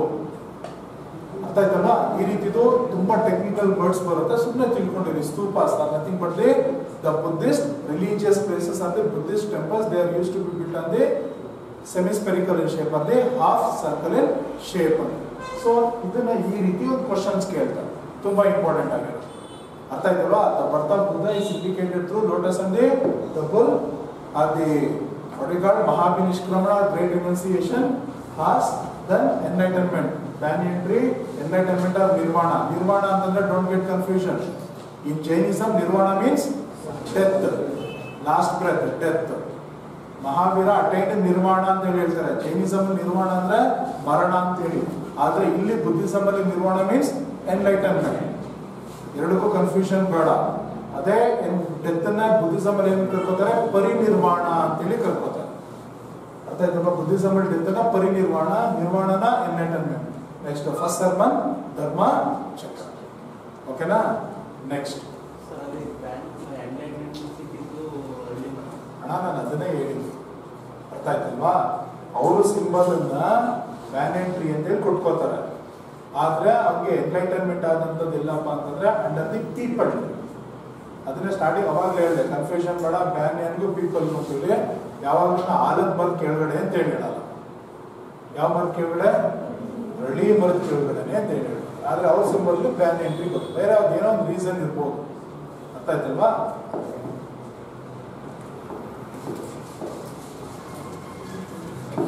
ಇಲ್ಲ ಅಂತಂದ್ರೆ ಬ್ಯಾನಿಯನ್ ಟ್ರೀ ಕೊಡಲ್ಲ, ಬರೀ ಟ್ರೀ ಅಂತಾನೆ ಕೊಡ್ತಾರೆ. ಕೆಲವು ಟೈಮಲ್ಲಿ ಬರೀ ಟ್ರೀ ಅಂತ ಹೇಳಿ ಕೊಡ್ತಾರೆ. ಆದ್ರೆ ಪರ್ಟಿಕ್ಯುಲರ್ ಬೇಕಂತಂದ್ರೆ ಬ್ಯಾನಿಯನ್ ಟ್ರೀ ಅಂತ ಹೇಳಿ ಇಂಡಿಕೇಟ್ ಮಾಡಿರ್ತಾರೆ.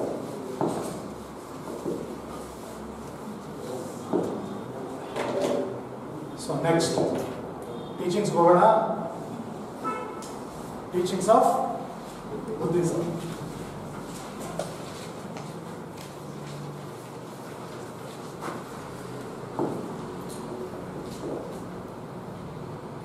ಬುದ್ಧಿಸಮ್ದು ತುಂಬಾ ಇದೆ, ಗೊತ್ತಾಯ್ತಲ್ವಾ? ಮೋಸ್ಟ್ ಇದಕ್ಕೆ ಇನ್ನೊಂದು ಕ್ಲಾಸ್ ಬೇಕಾಗುತ್ತೆ. ಬುದ್ಧಿಸಮ್ ಹೆವಿ ಇದೆ, ಅದು ತುಂಬಾ ಇಂಪಾರ್ಟೆಂಟು. ನಿಮ್ಮ ಸಿವಿಲ್ ಸರ್ವಿಸ್ ಅಲ್ಲಿ 1 ಅಥವಾ 2 ಕ್ವಶನ್ ಕೇಳ್ತಾನೆ 100%. ಬುದ್ಧಿಸಮ್ KS ಆಗಿರ್ಬೋದು ಅಥವಾ IAS ಆಗಿರ್ಬೋದು, ಬಟ್ ದೇರ್ ವಿಲ್ ಬಿ ಒಂದು ಕ್ವಶನ್ ಆನ್ ಬುದ್ಧಿಸಮ್. ಯಾವ್ದ್ರ ಬಗ್ಗೆನಾದ್ರು ಕೇಳ್ಬೋದು. ಒಂದು ಲೈಫ್ ಬಗ್ಗೆನಾದ್ರು ಕೇಳ್ಬೋದು, ಇಲ್ಲ ಅಂತಂದ್ರೆ ಟೀಚಿಂಗ್ಸ್ ಬಗ್ಗೆ ಕೇಳ್ಬೋದು, ಇಲ್ಲ ಅಂತಂದ್ರೆ ಹೋಲಿ ಬುಕ್ಸ್ ಬಗ್ಗೆ ಕೇಳ್ಬೋದು, ಮತ್ತೆ ಒಂದು ಲೈಫ್ ಇನ್ಸಿಡೆಂಟ್ ಬರುತ್ತೆ ಇಂಪಾರ್ಟೆಂಟ್ ಇದ್ರ ಬಗ್ಗೆ ಕೇಳ್ಬೋದು, ಇಲ್ಲ ಅಂತಂದ್ರೆ ಒಂದು ಜೈನ್ ಸಂಗೀತೀಸ್ ಅಂತೇಳಿ ಬರುತ್ತೆ, ಅಂತಂದ್ರೆ ಒಂದು ಇದೇ ರಿಲಿಜಿಯಸ್ ಕೌನ್ಸಿಲ್ಸ್ಗಳ ಬಗ್ಗೆ ಕೇಳ್ಬೋದು, ಫಾಲೋಯರ್ಸ್ ಬಗ್ಗೆ ಕೇಳ್ಬೋದು, ರೂಲರ್ಸ್ ಬಗ್ಗೆ ಕೇಳ್ಬೋದು. ಎಫ್ಬಿ ಇದೆ, ಅಥವಾ ಬುಕ್ಸ್ ಬಗ್ಗೆ ಏನು ಬೇಕಾದ್ರೂ ಕೇಳ್ಬೋದು. ಬಟ್ ನೋಡೋಣ ಎಷ್ಟು ಇನ್ಫಾರ್ಮೇಶನ್ ನಿಮ್ಗೆ ಸಿಗಬೇಕು ಅಂತ ಇದೆಯೋ ಗೊತ್ತಿಲ್ಲ. ನನ್ನ ಕಡೆಯಿಂದ ಅಷ್ಟು ಕೊಡೋಕ್ಕೆ ಮ್ಯಾಕ್ಸಿಮಮ್ ಟ್ರೈ ಮಾಡಿ. ಟೀಚಿಂಗ್ಸ್ ಅಂದ ತಕ್ಷಣ ಫಸ್ಟ್ ನಮ್ಗೆ ಏನು ಬರೋದು? It is holy all teachings of Gautam Buddha. They are recorded in holy books. Hottane just like the holy books of Jainism. Well, Angasa, Agama, Siddhanta. Here the teachings of Buddhism are Tripitakas. Don't get confusion between Tripitakas and Three Ratnas. Okay, technical word ಗಳು ಬರುತ್ತೆ. Jainism, Buddhism ಅಲ್ಲಿ confusion ಆಗದೆ ಇದೆ. Three Ratnas ಅಂತಂದ್ರೆ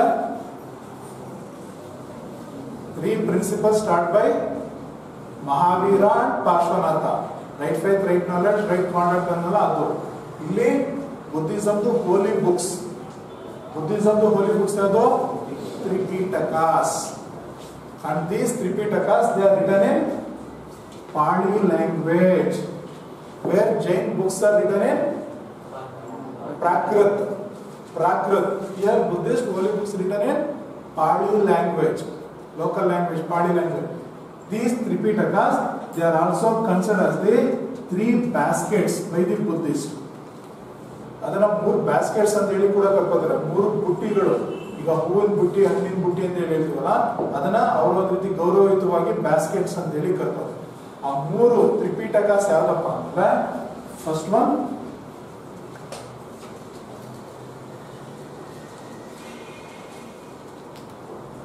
ಸುತ್ತ Pitaka, first one. Second one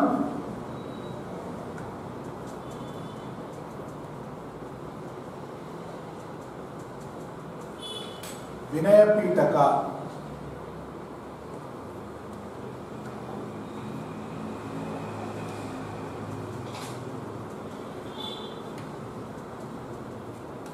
third one Abhidhamma Pitaka. Abhidhamma Abhidhamma, Dhamma ಅಂತ ನಾವು ಕರ್ಕೋತಾರೆ, ಇಲ್ಲ ಅಂತಂದ್ರೆ ದಮ್ನ ಅಂತಾನು ಕೂಡ ಕರ್ಕೋತಾರೆ. Sutta Pitaka, Vinaya Pitaka, Abhidhamma Pitaka. These are the Tripitakas. They are the holy books of Buddhism. Okay? 3 holy books.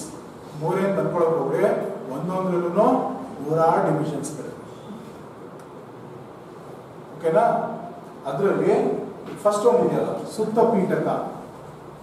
It tells about the life and the sermons of Buddha ಅಂತ ಹೇಳ್ತಾರೆ. Sutta Pitaka tells about the life and the sermons of Buddha. ಅದರ ಅರ್ಥ ಏನು? ಬುದ್ಧಂದು complete life history, ಅವನು ಹುಟ್ಟಿದಾಗಲಿಂದ ಹಿಡಿದು ಸಾಯೋವರೆಗೆ on life. ಸರ್ಮನ್ಸ್ means teachings, ಏನ್ teach ಮಾಡ್ದ, ಜೊತೆಗೆ certain stories which are related to the life of Buddha, that is called ಜಾತಕ ಸ್ಟೋರೀಸ್ ಅಂತ ಹೇಳಿ ಕರೀತಾರೆ. ಕನ್ನಡದಲ್ಲಿ ಜಾತಕ ಕಥೆಗಳು ಅಂತ ಹೇಳಿ ಕರೀತಾರೆ.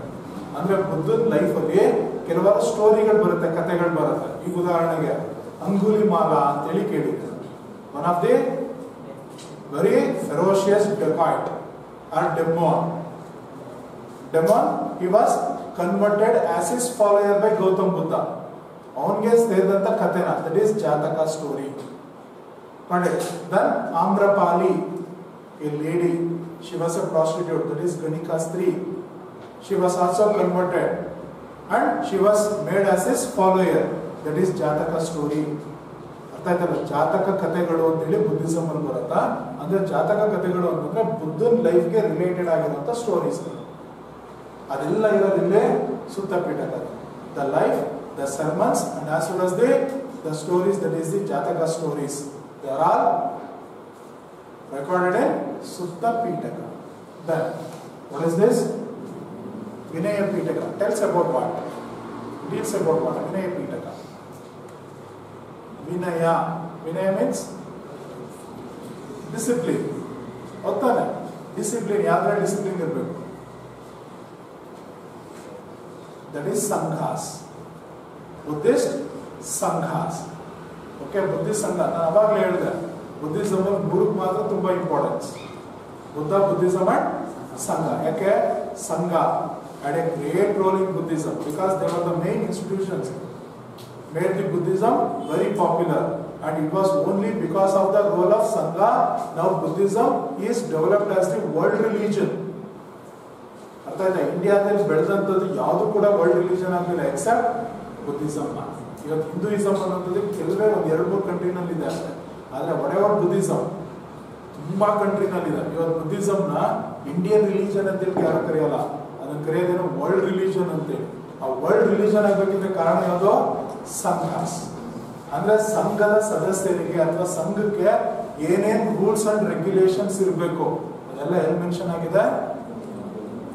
That is Vinaya Pitaka. That is the rules related to the life of Sangha and as well as the Buddhist monks ಅಂತ ಹೇಳ್ತಾರೆ. The rules which are related to the Buddhist Sanghas and the life of Buddhist monks, ಅಂದ್ರೆ ಬೌದ್ಧ ಸನ್ಯಾಸಿಗಳು. ಅರ್ಥ ಆಯ್ತಲ್ವಾ? ಈಗ Buddhist Sanghas ಬರುತ್ತೆ, ಆ ಸಂಘಾಸ್ಗೆ ಮೆಂಬರ್ ಆಗ್ತಾರಲ್ಲ ಅಂತವ್ರನ್ನ ಏನಂತ ಕರೀತಾರೆ? ಮಾಂಕ್ಸ್. ಬೌದ್ಧ ಸನ್ಯಾಸಿಗಳು ಅಂತೇಳಿ ಕನ್ನಡದಲ್ಲಿ ಕರ್ಬೋದು, ಇಲ್ಲ ಅಂತಂದ್ರೆ ಮಾಂಕ್ಸ್. ಅಂದ್ರೆ ಅವ್ರಿಗೆ ಏನೇನ್ ಕಂಡೀಷನ್ಸ್ ಇದೆ, ಏನ್ ಕಂಡೀಷನ್ಸ್ ನ ಫಾಲೋ ಮಾಡಬೇಕು, ಮತ್ತೆ ಸಂಘಾಸ್ದು ಏನ್ ರೂಲ್ಸ್ ಅಂಡ್ ರೆಗ್ಯುಲೇಷನ್ಸ್ ಇದೆ. ಫಾರ್ ಎಕ್ಸಾಂಪಲ್, ಒಂದ್ ಕಡೆ ಹೇಳ್ತೀವಿ ಏನಪ್ಪಾ ಅಂತಂದ್ರೆ, Gautam Buddha gave much more prominence to equality. Prominence to equality. Why Buddhism became that much of famous than that of Hinduism and Jainism? Because of equality. Okay, it treated all people, all section of people, whether they are the woman or men or the rich or the poor or backward or upward, whatever it may be, all were treated equally. But Buddha made one discrimination related to the Sangha. What was that discrimination? ಈಕ್ವಾಲಿಟಿಗೆ ಸಿಕ್ಕಾಪಟ್ಟೆ importance ಕೊಡ್ತಾನೆ Buddha. Buddhism ಯಾಕೆ Jainism ಗಿಂತಲೂ ಅಷ್ಟೊಂದು famous ಆಗೋಯ್ತು ಅಂತ ನೋಡಿ, ಎರಡು ಒಂದೇ ಟೈಮಲ್ಲಿ ಇರುತ್ತೆ. ಜೈನಿಸಮ್ ಫೇಮಸ್ ಆಗಲಿಲ್ಲ ಅಷ್ಟೊಂದು, ಆದರೆ ಬುದ್ಧಿಸಮ್ ಮಾತ್ರ ವರ್ಲ್ಡ್ ರಿಲಿಜನ್ ಆಗಿ ಸಿಕ್ಕಾಪಟ್ಟೆ ಫೇಮಸ್ ಆಗುತ್ತೆ. ಯಾಕೆ ಅಂತಂದ್ರೆ ಈಕ್ವಾಲಿಟಿಗೆ ಅಷ್ಟೊಂದು ಇಂಪಾರ್ಟೆನ್ಸ್ ಕೊಡ್ತಾನೆ. ಹೆಂಗೆ ಅಲ್ಲಿ ನಾನ್ ವೈಲೆನ್ಸ್ ಇಂಪಾರ್ಟೆನ್ಸ್ ಕೊಟ್ಟರೆ ಜೈನಿಸಮ್ ಅಲ್ಲಿ, ಹಂಗೆ ಬುದ್ಧ ಈಕ್ವಾಲಿಟಿಗೆ ಇಂಪಾರ್ಟೆನ್ಸ್ ಕೊಡ್ತಾನೆ. ಆದರೆ ಈಕ್ವಾಲಿಟಿಗೆ ಇಂಪಾರ್ಟೆನ್ಸ್ ಕೊಟ್ಟರೂ ಸಹ ಈ ಸಂಘದ ವಿಚಾರದಲ್ಲಿ ಒಂದು ತಾರತಮ್ಯವನ್ನು ಅನುಸರಿಸ್ತಾನೆ, ಒಂದು ಡಿಸ್ಕ್ರಿಮಿನೇಷನ್ ಫಾಲೋ ಮಾಡ್ತಾನೆ. What was the discrimination? What was the discrimination made Buddha to the matter of Sangha? Simple. He never allowed the woman to become the member of Sangha. Simple. ಅರ್ಥ ಆಯ್ತಾ? ನೋಡಿ, ಈಕ್ವಾಲಿಟಿ ಸಿಕ್ಕಾಪಟ್ಟೆ important. ಎಲ್ಲರೂ equal ಆಗಿ treat ಮಾಡ್ತಿರ್ತಾರೆ. ನೋಡಿ, ಯಾರೋ ಒಬ್ಬ ಗಣಿಕ ಸ್ತ್ರೀ ವೇಶ್ಯೆಯನ್ನ ತನ್ನ ಅನುಯಾಯಿಯನ್ನಾಗಿ ಮಾಡ್ಕೊತಾನೆ. ರಾಕ್ಷಸರು ಮತ್ತೆ ರಾಕ್ಷಸನ ಹತ್ರ ಸಾವಿರಾರು ಜನ ಅನುಯಾಯಿಗಳಿರ್ತಾರೆ, ಅವರೆಲ್ಲರೂ ತನ್ನ ಭಕ್ತರನ್ನಾಗಿ ಮಾಡ್ಕೋತಾನೆ. ಜೊತೆಗೆ ಶೂದ್ರಸ್ ಯಾರಿದ್ರು ಎಲ್ಲರೂ ಕೂಡ ತನ್ನ ಫಾಲೋವರ್ಸ್ ಆಗಿ ಮಾಡ್ಕೋತಾರೆ. ಎಲ್ಲರೂ ಈಕ್ವಲ್ ಆಗಿ ಟ್ರೀಟ್ ಮಾಡ್ತಾನೆ. ಆದ್ರೆ ಸಂಘಗಳಿಗೆ ಮಾತ್ರ ಬರೀ ಮೆನ್ಗೆ ಮಾತ್ರ ಅವಕಾಶ ಕೊಡ್ತಾನೆ ಹೊರತು ವುಮನ್ಗೆ ಅವಕಾಶ ಕೊಡಲ್ಲ. ಯಾಕೆ? Why he made that much of discrimination, especially to the life of Sangha? ಯಾಕೆ ಅಂತಂದ್ರೆ ಆ ಸಂಘದಲ್ಲಿ ಇರೋರೆಲ್ಲ ಯಾರು? ಬ್ರಹ್ಮಚಾರಿಗಳು, ಸನ್ಯಾಸಿಗಳು. ಅಲ್ಲಿಗೆ ವುಮನ್ ಏನಾದ್ರೂ ಎಂಟ್ರಿ ಕೊಟ್ರೆ ಏನಾಗುತ್ತಲ್ಲಿ? ಡೈವರ್ಟೆಡ್. ಆ ಡೈವರ್ಟ್ ಆದ್ರೆ what about the future of religion? ನಾಶ ಆಗ್ಬಿಡುತ್ತೆ. ಯಾಕೆಂದ್ರೆ ಧರ್ಮ ಬೆಳೆಸಬೇಕಾಗಿರೋದು ಯಾರು? ಸಂಘ ಮತ್ತೆ ಸಂಘದಲ್ಲಿರುವಂತ ಮೆಂಬರ್ಸ್. ಹಾಗಾಗಿ ಅವರು ವರ್ಲ್ಡ್ಲಿ ಅಫೇರ್ಸ್ಗೆ ಡೈವರ್ಟ್ ಆಗಬಾರ್ದು, ವರ್ಲ್ಡ್ಲಿ ಅಫೇರ್ಸ್ ಕಡೆ ಕಾನ್ಸಂಟ್ರೇಟ್ ಮಾಡಬಾರ್ದು, ಬರೀ ರಿಲಿಜನ್ ಬಗ್ಗೆನೇ ಇರಬೇಕು, ರಿಲಿಜಿಯಸ್ ಕಡೆಗೆ ಕಾನ್ಸಂಟ್ರೇಟ್ ಮಾಡ್ಬೇಕಂದ್ರೆ ಸ್ಪ್ರೆಡ್ ಮಾಡಬೇಕು ಅಂತೇಳಿ ಈ ರೀತಿ ಕೆಲವಾರು ಕಂಡೀಷನ್ಸ್ಗಳನ್ನ ಹಾಕಿದ್ದಾರೆ. ಆ ಕಂಡೀಷನ್ಸ್ಗಳನ್ನೇ ಫುಲ್ ಅದು ಏನೇನು ಅಂತೇಳಿ ಡಿಸ್ಕ್ರೈಬ್ ಮಾಡೋದು ಯಾವುದು? ದಟ್ ಈಸ್ ವಿನಯ ಪೀಠ. ಆದ್ರೆ ಕೊನೆಯಲ್ಲಿ ಕೆಲವಾರು ವರ್ಷಗಳು ಕಳೆದ ಮೇಲೆ ಪರ್ಮಿಷನ್ ಕೊಡ್ತಾನೆ. Okay, he gave the permission to woman to become the member of the Sangha, but by getting the advice from the two persons. One was his favorite disciple, Ananda, and his stepmother, that is Gautama. Okay, Bhikshu, Bhikshini ಅಂತ ಹೇಳಿ ಕರೀತಾರೆ. Bhikshu means male member, Bhikshuni female member. So that Gautami became the first Bhikshuni of Buddhist Sangha. Okay, mother ಇದ್ದಾಳ, ತಾಯಿ ಬೆಳೆಸಿ ದೊಡ್ಡವನ್ನ ಮಾಡಿದಾರ ಗೌತಮಿ. ಅವಳು ಮತ್ತೆ ಅವನ ಫೇವರೇಟ್ ಡಿಸೈಪಲ್ ಆನಂದ, ಅವರಿಬ್ರು ತುಂಬಾ ಫೋರ್ಸ್ ಮಾಡಿದ್ರಿಂದಾಗಿ ವುಮನ್ಗೂ ಕೂಡ ಮೆಂಬರ್ ಆಗೋದಕ್ಕೆ ಪರ್ಮಿಷನ್ ಕೊಡ್ತಾನೆ.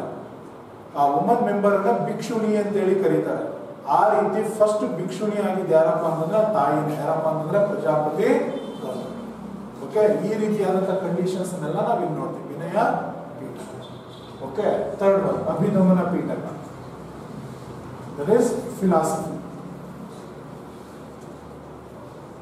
Philosophy of Buddhism or metaphysics or psychology ಅಂತಲೂ ಕೂಡ ಕರೀತಾರೆ.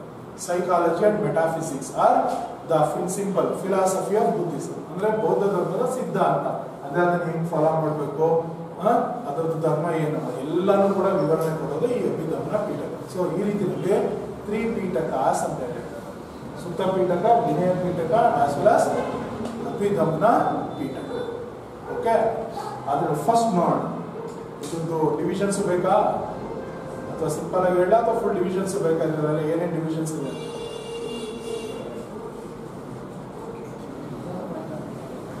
C first one Sutta Pitaka ಅಂತ ಹೇಳಿ. See the first one, Sutta Pitaka divided into 5 Nikayas. Sutta Pitaka divided into 5 divisions. They are called it as Nikayas. Means there are the partitions in the first Pitaka, that is Sutta Pitaka. They are called as Nikayas. 5 Nikayas. So, idralli first one, Nikayas. Dig Nikaya.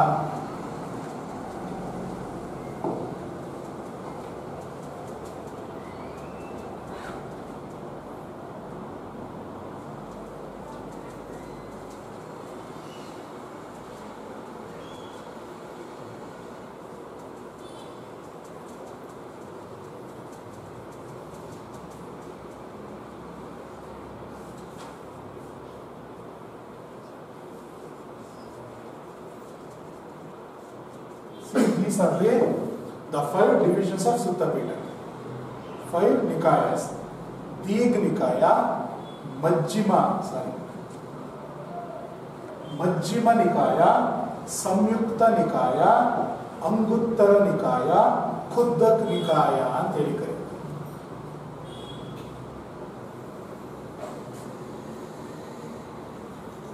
Dig Nikaya, Majjhima Nikaya, Samyukta Nikaya, Anguttara Nikaya, Khuddaka Nikaya. Okay, ಇದು ಒಂದೊಂದು informations ಅನ್ನ ಕೊಡುತ್ತೆ. ಒಂದೊಂದೇ ಅಲ್ಲ. For example, Dig Nikaya, which consists 34 textbooks, means 34 books. Simple ಆಗಿ ಹೇಳ್ಬಿಟ್ಟು ಏನೋ 3 holy books ಅಂತ ಹೇಳಿ. ಆದ್ರೆ ಮೂರಲ್ಲಿ ಮೊದಲನೇದು ಯಾವುದು? ಸುತ್ತ ಪಿಟಕದಲ್ಲಿ ಎಷ್ಟು ಡಿವಿಷನ್ಸ್ ಇದೆ? 5 ಡಿವಿಷನ್ಸ್ ಇದೆ. 5 ಡಿವಿಷನ್ಸ್ ಅಲ್ಲಿ ಮೊದಲನೇದು ಯಾವುದು? Dig Nikayದಲ್ಲಿ ಎಷ್ಟಿದಾವೆ? 34 ಬುಕ್ಸ್ ಇದೆ. Next Majjhima Nikaya, it has 124. Sorry, not 124, 152.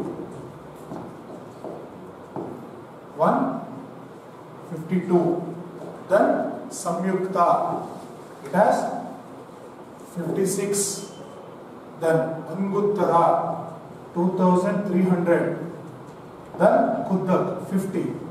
ನೋಡಿ, ಇಷ್ಟು ಬುಕ್ಸ್ ಇದೆ. ಇಷ್ಟು ಬುಕ್ಸ್ ಸೇರಿ ಒಂದು ಯಾವುದೋ ಸುತ್ತ ಪೀಠಕ ಅಂತ ಹೇಳಿ. ಅರ್ಥಾಯ್ತಲ್ವ ಹೇಳಿದ್ದು? ಪರ್ಟಿಕ್ಯುಲರ್ ಆಗಿ ಇದ್ರ ಮೇಲೆ ಕ್ವಶನ್ಸ್ ಕೇಳ್ತಾರೆ. ಅಂದ್ರೆ what does that Dig Nikaya deals ಅಂತ. Dig Nikaya ಯಾವ್ದ್ರ ಬಗ್ಗೆ ಇನ್ಫಾರ್ಮೇಶನ್ ಕೊಡುತ್ತಾ? ಇಲ್ಲ ಅಂತಂದ್ರೆ ನಾ ಹೇಳಿದ್ನಲ್ಲ, ಜಾತಕ ಸ್ಟೋರೀಸ್ ಅಂತ. ಓಕೆ, ಜಾತಕ ಸ್ಟೋರೀಸ್ ರಿಲೇಟೆಡ್ ಟು ವಿಚ್ ನಿಕಾಯ, ಯಾವ್ದ್ರಲ್ಲಿ ಜಾತಕ ಸ್ಟೋರೀಸ್ ಈ 5 ನಿಕಾಯದಲ್ಲಿ ಎಲ್ಲಿ ಕಂಡು ಬರುತ್ತೆ? Okay, see, Dig Nikaya, it deals about the long sermons of Gautama Buddha. Long sermons of Gautama Buddha ಅಂತ ಹೇಳಿದ್ರು. ಅಂದ್ರೆ ಅತ್ಯಂತ ಉದ್ದವಾದಂತ ಪ್ರವಚನಗಳಿದಾವಲ್ಲ. For example, Angulimala. ಓಕೆ, ಅಂಗುಲಿಮಾಲನ್ಗೆ ಬೋಧನೆಯನ್ನ ಮಾಡ್ತಾನೆ.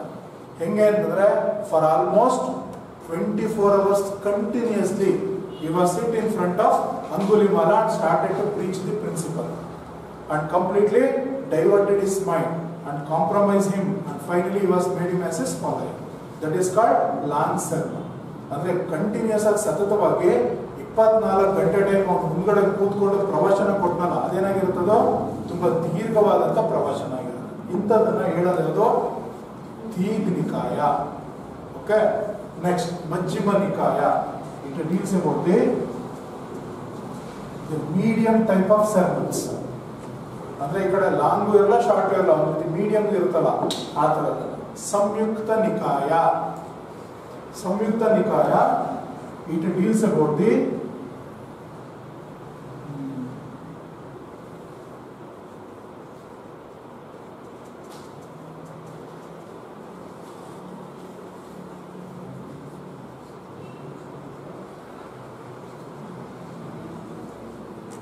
pronouncement of the kindred sayings ಅಂತ ಹೇಳಿ ಕರೀತಾರೆ. kindred sayings ಅಂದ್ರೆ ಸಂಬಂಧಗಳಿದಾವಲ್ಲ, ಸಂಬಂಧಗಳ ಬಗ್ಗೆ ಡಿಸ್ಕ್ರೈಬ್ ಮಾಡುವಂತ ಸರ್ಮನ್ಸ್ಗಳು ಎಲ್ಲಿ ಸಿಗುತ್ತಪ್ಪ ಅಂತಂದ್ರೆ ಸಂಯುಕ್ತದಲ್ಲಿ ಸಿಗುತ್ತೆ. Next ಅಂಗುತ್ತರ ನಿಕಾಯ. It has the that is the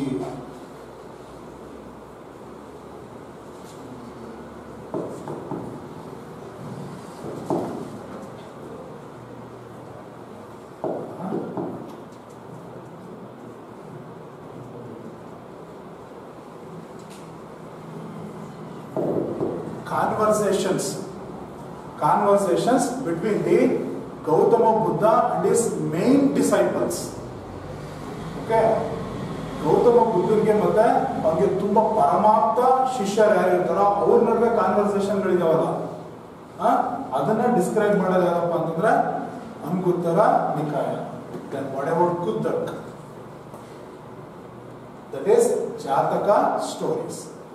ನಾನು ಹೇಳಿದ್ನಲ್ಲ, the stories which are related to life of Buddha ಅಂತ ಹೇಳಿ ಆ ಜಾತಕ ಸ್ಟೋರೀಸ್ ಇರೋದೇ ನಮ್ಗೆ ಇಲ್ಲಪ್ಪ ಅಂತಂದ್ರೆ ಇದೆ ಕುದ್ದಕ್ ನಿಕಾಯದಲ್ಲಿ ಅಂತ ಹೇಳಿ.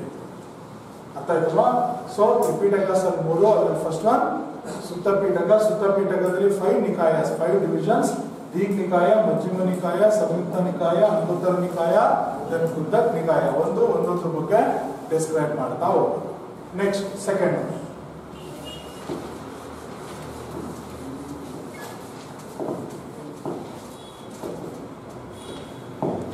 Vinaya Pitaka.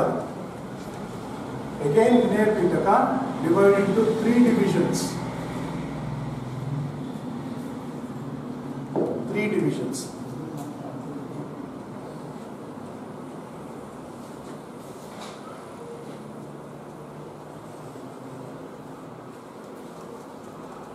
Sutta Vibhang. Second one, Parivara. The third one, Kandak. Sutta Vibhang, Parivara and Kandak ಅಂತೇಳಿ ಕರೀತಾರೆ. So these are the 3 divisions of Vinaya Pitaka. See, this Sutta Vibhang, again 2 divisions. Sutta Vibhangali 2 divisions. First one,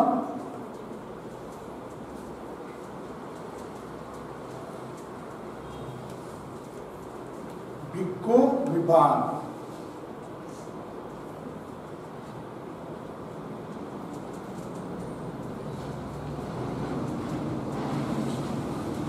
Bhikkhuni Vibhang. ಅರ್ಥ ಆಗ್ತಿರ್ಬೋದು. Bhikkhu and Bhikkhuni. Bhikkhu means male members. Bhikkhuni female members. ಅಂದ್ರೆ male members ಏನು rules ಇದೆ, female members ಏನು rules ಇದೆ. Then Parivara. Parivara means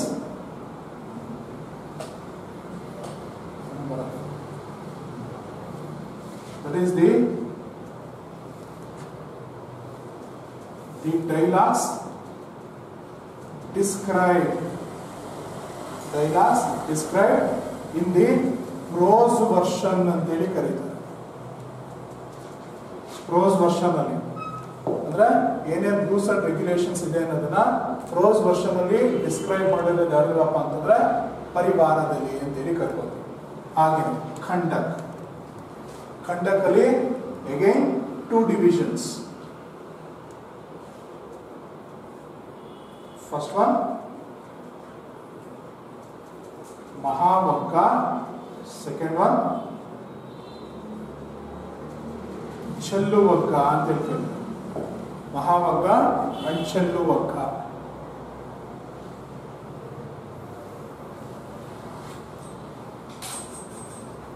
ಇದು ವಿನಯ ಪೀಠಕ. ಅಂದ್ರೆ there are completely describes about the rules and regulations of Sangha. Okay, and as well as the rules which were restricted to male member and as well as female member. ಬರೀ ಸಂಘ rules and regulations ಏನೋ, ಮತ್ತೆ ಮೇಲ್ ಮೆಂಬರ್ಗೆ ಏನು regulation, so female ಮೆಂಬರ್ಗೆ ಏನು regulation. For example ಹೇಳುತ್ತೆ, simple ಆಗಿ ಹೇಳ್ತೀನಿ ನೋಡಿ. ವಿನಯ ಪೀಠಕದಲ್ಲಿ Gautama Buddha basically he imposed 10 strict conditions to Sangha's life. 10 strict conditions. First one, same 5 ವರ್ತಮಾನ ಮಹಾವೀರನ್ ಬರುತ್ತಲ್ಲ, ರೈಟ್ ಕಾಂಡಕ್ಟ್ ಅಲ್ಲಿ 5 ಹೇಳಿದೆ ಗೊತ್ತಾ. ಒಂದು non stealing, non accumulation of wealth, ahimsa, then speaking truth, brahmacharya. Along with that, another 5. One is the most important one, not consuming any liquors. Then do not take food at the odd time. ಬೇಕಾಬಿಟ್ಟಿ ಟೈಮಲ್ಲೆಲ್ಲ ಊಟ ಮಾಡೋದಲ್ಲ. Then not using any scented goods, that is perfumes. Don't use the perfumes. And then the ninth one, the most important one, not to sleep on soft beds. Soft beds ಅಂದ್ರೆ ತುಂಬಾ ಮೆತ್ತನೆ ಹಾಸಿಗೆ ಮೇಲೆ ಮಲ್ಕೊಳ್ಳೋಂಗಿಲ್ಲ. ಮತ್ತೆ don't have any company with the woman. Main ಈ conditions ಆಗಿದೆ. ಅದರಲ್ಲಿ ಮತ್ತೆ ಕಂಡೀಷನ್ಸ್ಗಳು ಬರುತ್ತೆ. ಏನಪ್ಪಾ ಅಂತಂದ್ರೆ, while the Buddhist monks while going to spread the Buddhism or while going to teach the principles of Buddhism, they did not receive any gifts. ಏನಾದ್ರು gift ಕೊಟ್ರೆ ಗಿಫ್ಟ್ ಎಲ್ಲ ರಿಸೀವ್ ಮಾಡಬಾರ್ದು. ಈಗ ಯಾರೊಬ್ರು ಒಂದು ಗಿಫ್ಟ್ ಕೊಡ್ತಾರೆ, ಬಂದ ತಕ್ಷಣ ನಿಮ್ ಧರ್ಮ ಪ್ರಚಾರಕ್ಕೆ ಸಹಾಯದಿಂದ ಏನೋ ಅದು ಚಿನ್ನ ಕೊಡೋದು ಅಥವಾ ಏನೋ ಕೊಟ್ರೆ ಅದನ್ನ ಅಕ್ಸೆಪ್ಟ್ ಮಾಡಬಾರ್ದು. And they do not receive any garlands. ಹೂವಿನ ಹಾರ ಹಾಕಕ್ ಬಂದ್ರೆ ಹಾರ ಹಾಕ್ಸ್ಕೋಬಾರ್ದು. ಅಥವಾ you should not prepare their food. ನಿಮ್ ಫುಡ್ ಅನ್ನ ನೀವೇ ಪ್ರಿಪೇರ್ ಮಾಡ್ಕೊಳ್ಳೋಂಗಿಲ್ಲ. You should take the food only by begging ಅಂತ ಹೇಳ್ತಾನೆ. ಅಂದ್ರೆ ಬೆಗ್ ಮಾಡೇನೆ ನೀವು ಫುಡ್ ನ ಇಸ್ಕೋಬೇಕೆ ಹೊರತು ನಿಮ್ ಫುಡ್ ಅನ್ನ ನೀವೇ ಪ್ರಿಪೇರ್ ಮಾಡೋಂಗಿಲ್ಲ. ಆ ಟೈಮ್ ಅಲ್ಲಿ ಅವ್ರೇನಾದ್ರು ತುಂಬಾ ಟೇಸ್ಟಿ ಫುಡ್ ಕೊಟ್ರೆ ಅದನ್ನ ರಿಸೀವ್ ಮಾಡೋಂಗಿಲ್ಲ. ನಾರ್ಮಲ್ ಫುಡ್ ಏನಿದೆಯೋ ಅದನ್ನ ಮಾತ್ರ ರಿಸೀವ್ ಮಾಡಿ ಅದನ್ನ ಕನ್ಸ್ಯೂಮ್ ಮಾಡಬೇಕು. ಮತ್ತೆ you should not have any entertainments. ಅಂದ್ರೆ ಏನೋ ಒಂದು ಡ್ಯಾನ್ಸ್ ಪ್ರೋಗ್ರಾಮ್ ನಡೀತಿರುತ್ತೆ, ಸಿಂಗಿಂಗ್ ಅದನ್ನ ನೋಡೋಂಗಿಲ್ಲ. ಯಾವುದೇ ಕಾರಣಕ್ಕೂ ನಿಮ್ಗೆ ಯಾವುದೇ ರೀತಿಯಾದಂತಹ ಎಂಟರ್ಟೈನ್ಮೆಂಟ್ಸ್ ಇಲ್ಲ. And also you should keep only 3 things. One begging plate, then the yellow cloth, and also the needle and the thread, just to stitch that cloth, because you should not wear the new cloth. ಅಂದ್ರೆ ನೀವು ಧರ್ಮ ಪ್ರಚಾರಕ್ಕೆ ಹೋಗ್ಬೇಕಿದ್ರೆ ಒಂದೇ ಬಟ್ಟೆ ಹಾಕೊಂಡಿರ್ಬೇಕು. ಆ ಬಟ್ಟೆ ಏನಾದ್ರು ಅರ್ಧೋಗ್ಬಿಟ್ರೆ ಅದನ್ನ ತೆಗ್ದಿಸಾಕ್ ಹೊಸ ಬಟ್ಟೆ ಹಾಕಿಲ್ಲ. ಅದನ್ನ ಹೊಲ್ಕೊಳಕ್ಕೆ ಸೂಜಿ ದಾರ ಇಟ್ಕೊಂಡಿರ್ಬೇಕು. ಅರ್ಥ ಆಯ್ತಲ್ಲ? ಮತ್ತೆ ಒಂದು ಭಿಕ್ಷಾ ಪಾತ್ರ ಯಾವಾಗಲೂ ನಿಮ್ಮ ಹತ್ರ ಈ ರೀತಿಯಾದಂಥ ಕಂಡೀಷನ್ಸ್ಗಳು ಬರುತ್ತೆ. ಆ ಎಲ್ಲ ಕಂಡೀಷನ್ಸ್ ರೆಕಾರ್ಡ್ ಆಗೋದಿಲ್ಲಪ್ಪ ಅಂತಂದ್ರೆ that is Vinaya Pitaka. Okay, next ಅದು Abhidhamma Pitaka, Dhamma Pitaka. That is complete philosophy of Buddhism. It has so many divisions. ಅದರಲ್ಲಿ ಒಂದು 2-3 ಹೇಳ್ತೀನಿ, ಅದಷ್ಟನ್ನು ಮಾತ್ರ ಬರ್ಕೊಳ್ಳಿ, ಜಾಸ್ತಿ ತಲೆ ಕೆಡಿಸ್ಕೊಳ್ಳೋದು. ಅದರಲ್ಲಿ ಒನ್ ಡಿವಿಷನ್ ಕಾರ್ಡ್ ಕಥಾವತ್ತು.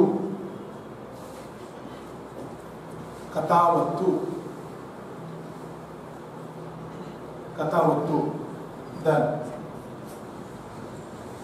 ಧಾತು ಕಥಾ. ಕಥಾವತ್ತು, ಧಾತು ಕಥಾ, ಇದೆರಡು ಜ್ಞಾಪಕ ಇಟ್ಕೊಳ್ಳಿ ಸರ್. ಓಕೆ, ಮಿಕ್ಕಿರೋದೆಲ್ಲ ನಿಮಗೆ ಅಷ್ಟೊಂದೇನು ತಲೆ ಕೆಡಿಸ್ಕೊಳ್ಳೋದೇನಿಲ್ಲ. ಸೊ ಈ ರೀತಿಯಲ್ಲಿ, so in Buddhism there are the particularly mainly 3 holy books: Sutta Pitaka, Vinaya Pitaka, and as well as Abhidhamana Pitaka. Got it? So according to these holy books, Gautama Buddha taught the very simple teachings. Okay, so he taught just only 4 truths. These 4 truths are the main teachings of Gautama Buddha. Okay, these truths they are also called as the noble truths ಅಂತ ಕೂಡ ಕರೀತಾರೆ. ಇವುಗಳ ಪ್ರಕಾರ Gautama Buddha teach ಮಾಡಿರೋದು 4 ವಿಚಾರಗಳನ್ನ teach ಮಾಡ್ತಾರೆ. 4 ವಿಚಾರಗಳು teach ಮಾಡ್ತಾರೆ. ಆ 4 ವಿಚಾರಗಳನ್ನ ನಾವೇನಂತ ಕರ್ಕೋತೀವಿ ಅಂತಂದ್ರೆ ಜಗತ್ತಿನ ಸತ್ಯಗಳು ಅಂತೇಳಿ ಕರ್ಕೋತೀವಿ. ಜಗತ್ತಿನ ಸತ್ಯ ಅಂತಂದ್ರೆ these 4 noble truths are the 4 answers. 4 answers find out by Gautam Buddha just to solve his problems that they were appearing in his mind while he was going with Channa. ನಾನು ಹೇಳಿದ್ನಲ್ಲ, ತಲೆನಲ್ಲಿ ಕ್ವಶನ್ಸ್ ಬಂದಿತ್ತು ಅಂತೇಳಿ, ಆ questions ಗಳಿಗೆ ಕಂಡುಕೊಂಡಂತ 4 ಆನ್ಸರ್ಸ್ಗಳು. ಅದೇ 4 ಆನ್ಸರ್ಸ್ಗಳನ್ನ ಇನ್ನು main teach ಮಾಡ್ತಾರೆ. ಅದೇ ಆನ್ಸರ್ಸ್ ನಾವೇನ್ ಹೇಳ್ತೀವಿ, 4 noble truths ಅಂತ ಹೇಳಿ ಕರಿತೀವಿ. ಅದು ನೆಕ್ಸ್ಟ್ ಕ್ಲಾಸ್ ಅಲ್ಲಿ ಮಾಡ್ತೀನಿ, ಸುಮ್ಮನೆ ತಿಳ್ಕೊಂಡ್ರೆ ಯಾವ್ಯಾವುದು ಅಂತ. His first truth was sorrow. Second one cause of sorrow. Third one prevention of ಸಾರೋ.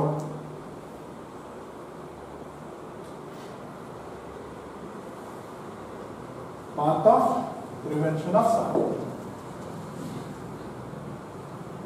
Okay, andre his teaching was mainly related on sorrow and sufferings ಅಂತ ಹೇಳಿ ಕರೀತೀವಿ.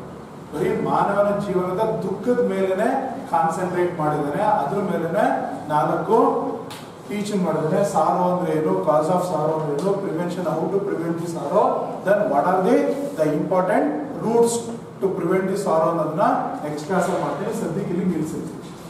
ಓಕೆನಾ? Thank you.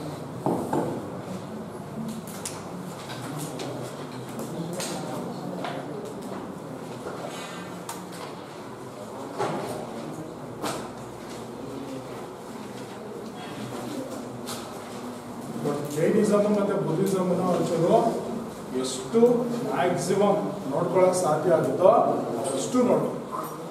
ಓಕೆನಾ? ಯಾಕೆಂದ್ರೆ ಟಾಪಿಕ್ಗಳು ಏನೇನು ಮಾಡಿದ್ದೀನೋ ಅದು ತುಂಬಾ ಇಂಪಾರ್ಟೆಂಟ್ ಚಾಪ್ಟರ್ಸ್ಗಳು. ಯಾಕಂತಂದ್ರೆ ಈ ಸಿವಿಲ್ ಸರ್ವಿಸ್ ಅಲ್ಲಿ ಇತ್ತೀಚೆಗೆ ಜಾಸ್ತಿ ಕ್ವಶನ್ಸ್ ಅಪಿಯರ್ ಆಗ್ತಿರೋದ ಕಲ್ಚರ್ ಬೇಸ್ಡ್ ಆಗಿ. ಕಲ್ಚರ್ ಅಂತಂದ್ರೆ ನಮ್ದ್ರಲ್ಲಿ ಬರೋದು ವೇದಿಕ್ ಸಿವಿಲೈಸೇಷನ್ ಮತ್ತೆ ಆರ್ಯನ್ ಕಲ್ಚರ್, ಜೈನಿಸಮ್ ಮತ್ತೆ ಬುದ್ಧಿಸಮ್. ಗೊತ್ತಾಯ್ತಾ? ಈ 4 ಚಾಪ್ಟರ್ಸ್ಗಳೇನಿದೆ ತುಂಬಾನೇ ಇಂಪಾರ್ಟೆಂಟ್ ಚಾಪ್ಟರ್ಸ್ಗಳು. ನೆಕ್ಸ್ಟ್ ನೀವು ಯಾವುದೇ ಎಕ್ಸಾಮ್ಸ್ ಅನ್ನ ತಗೊಳ್ಳಿ, ಕಾಂಪಿಟೇಟಿವ್ ಎಕ್ಸಾಮ್ಸ್, ಅದೆಲ್ಲದಕ್ಕೂ ತುಂಬಾನೇ ಇಂಪಾರ್ಟೆಂಟ್ ಚಾಪ್ಟರ್ಸ್ ಅಂತಂದ್ರೆ 4. ಮೈನ್ ನಮಗೆ ಇನ್ಸ್ಟಿಟ್ಯೂಟ್ ಬರೋದು ಕಲ್ಚರ್ ಬೇಸ್ಡ್ ಟಾಪಿಕ್ಸ್ ಅಂತಂದ್ರೆ 4 ಇದೆ, ತುಂಬಾನೇ ಇದೆ. ಅಂದ್ರೆ ಓಲ್ಡ್ ಚಾಪ್ಟರ್ಸ್ಗಳ ಕಲ್ಚರ್ ಬೇಸ್ಡ್ ಟಾಪಿಕ್ಸ್. ಈಗ ಮಿಕ್ಕಿರೋ ಚಾಪ್ಟರ್ಸ್ಗಳೆಲ್ಲ ಸ್ವಲ್ಪ ಸ್ವಲ್ಪ ಕಲ್ಚರ್ ಬರುತ್ತೆ, ಈಗ ಮಿಕ್ಕಿದೆಲ್ಲ ಹಿಸ್ಟ್ರಿ ಬಂದ್ಬಿಡುತ್ತೆ. ಆದ್ರೆ ಈ ಚಾಪ್ಟರ್ಸ್ಗಳು ಹಂಗಲ್ಲ, ಕಂಪ್ಲೀಟ್ ಕಲ್ಚರ್ ಬೇಸ್ಡ್ ಇದೆ. ಸೊ ಹಾಗಾಗಿ ಒಂಚೂರು ಕಷ್ಟ ಅನ್ಸಿದೆ, ಸ್ವಲ್ಪ ಮರ್ತೋಗ್ತಿರುತ್ತೆ, ಸ್ವಲ್ಪ ತಲೆನೋವು ಬರುತ್ತೆ. ಗೊತ್ತಾಯ್ತಲ್ವಾ? ಬಟ್ ಇದನ್ನ ಆದಷ್ಟು ಒಂಚೂರು ಮಲ್ಟಿಪಲ್ ರೀಡಿಂಗ್ಸ್ಗಳಿರ್ಲಿ, ಮತ್ತೆ ಒಂಚೂರು ಜ್ಞಾಪಕ ಇಟ್ಕೊಳ್ಳೋದಕ್ಕೆ ನೀವು ಅದೇನು ಲಾಜಿಕ್ಸ್ಗಳನ್ನ ಯೂಸ್ ಮಾಡ್ಕೋತೀರಾ ಅಥವಾ ಒಂದು ಸಿಂಪಲ್ ರೂಟನ್ನ ಕಂಡ್ಕೋತೀರಾ, ಅದು ನಿಮ್ಗೆ ಡಿಪೆಂಡ್ ಆಗಿದ್ದು. ಬಟ್ ನಂಗೆ ಜ್ಞಾಪಕ ಇರಬೇಕು. ಏನಾದ್ರು ಕ್ವಶನ್ಸ್ ಕೇಳಿದ್ರೆ, ಡೈರೆಕ್ಟ್ ಕ್ವಶನ್ಸ್ ಏನಾದ್ರು ಕೇಳಿದ್ರೆ ವೆಲ್ ಅಂಡ್ ಗುಡ್, ಅಥವಾ ಏನಾದ್ರು ಇಂಡೈರೆಕ್ಟ್ ಕ್ವಶನ್ಸ್ ಕೇಳಿದ್ರೆ ಇದಕ್ಕೆ ರಿಲೇಟೆಡ್ ಆಗಿನೇ ಕ್ವಶನ್ಸ್ನ ಕೇಳಿ. ಆಯ್ತಾ? Thank you.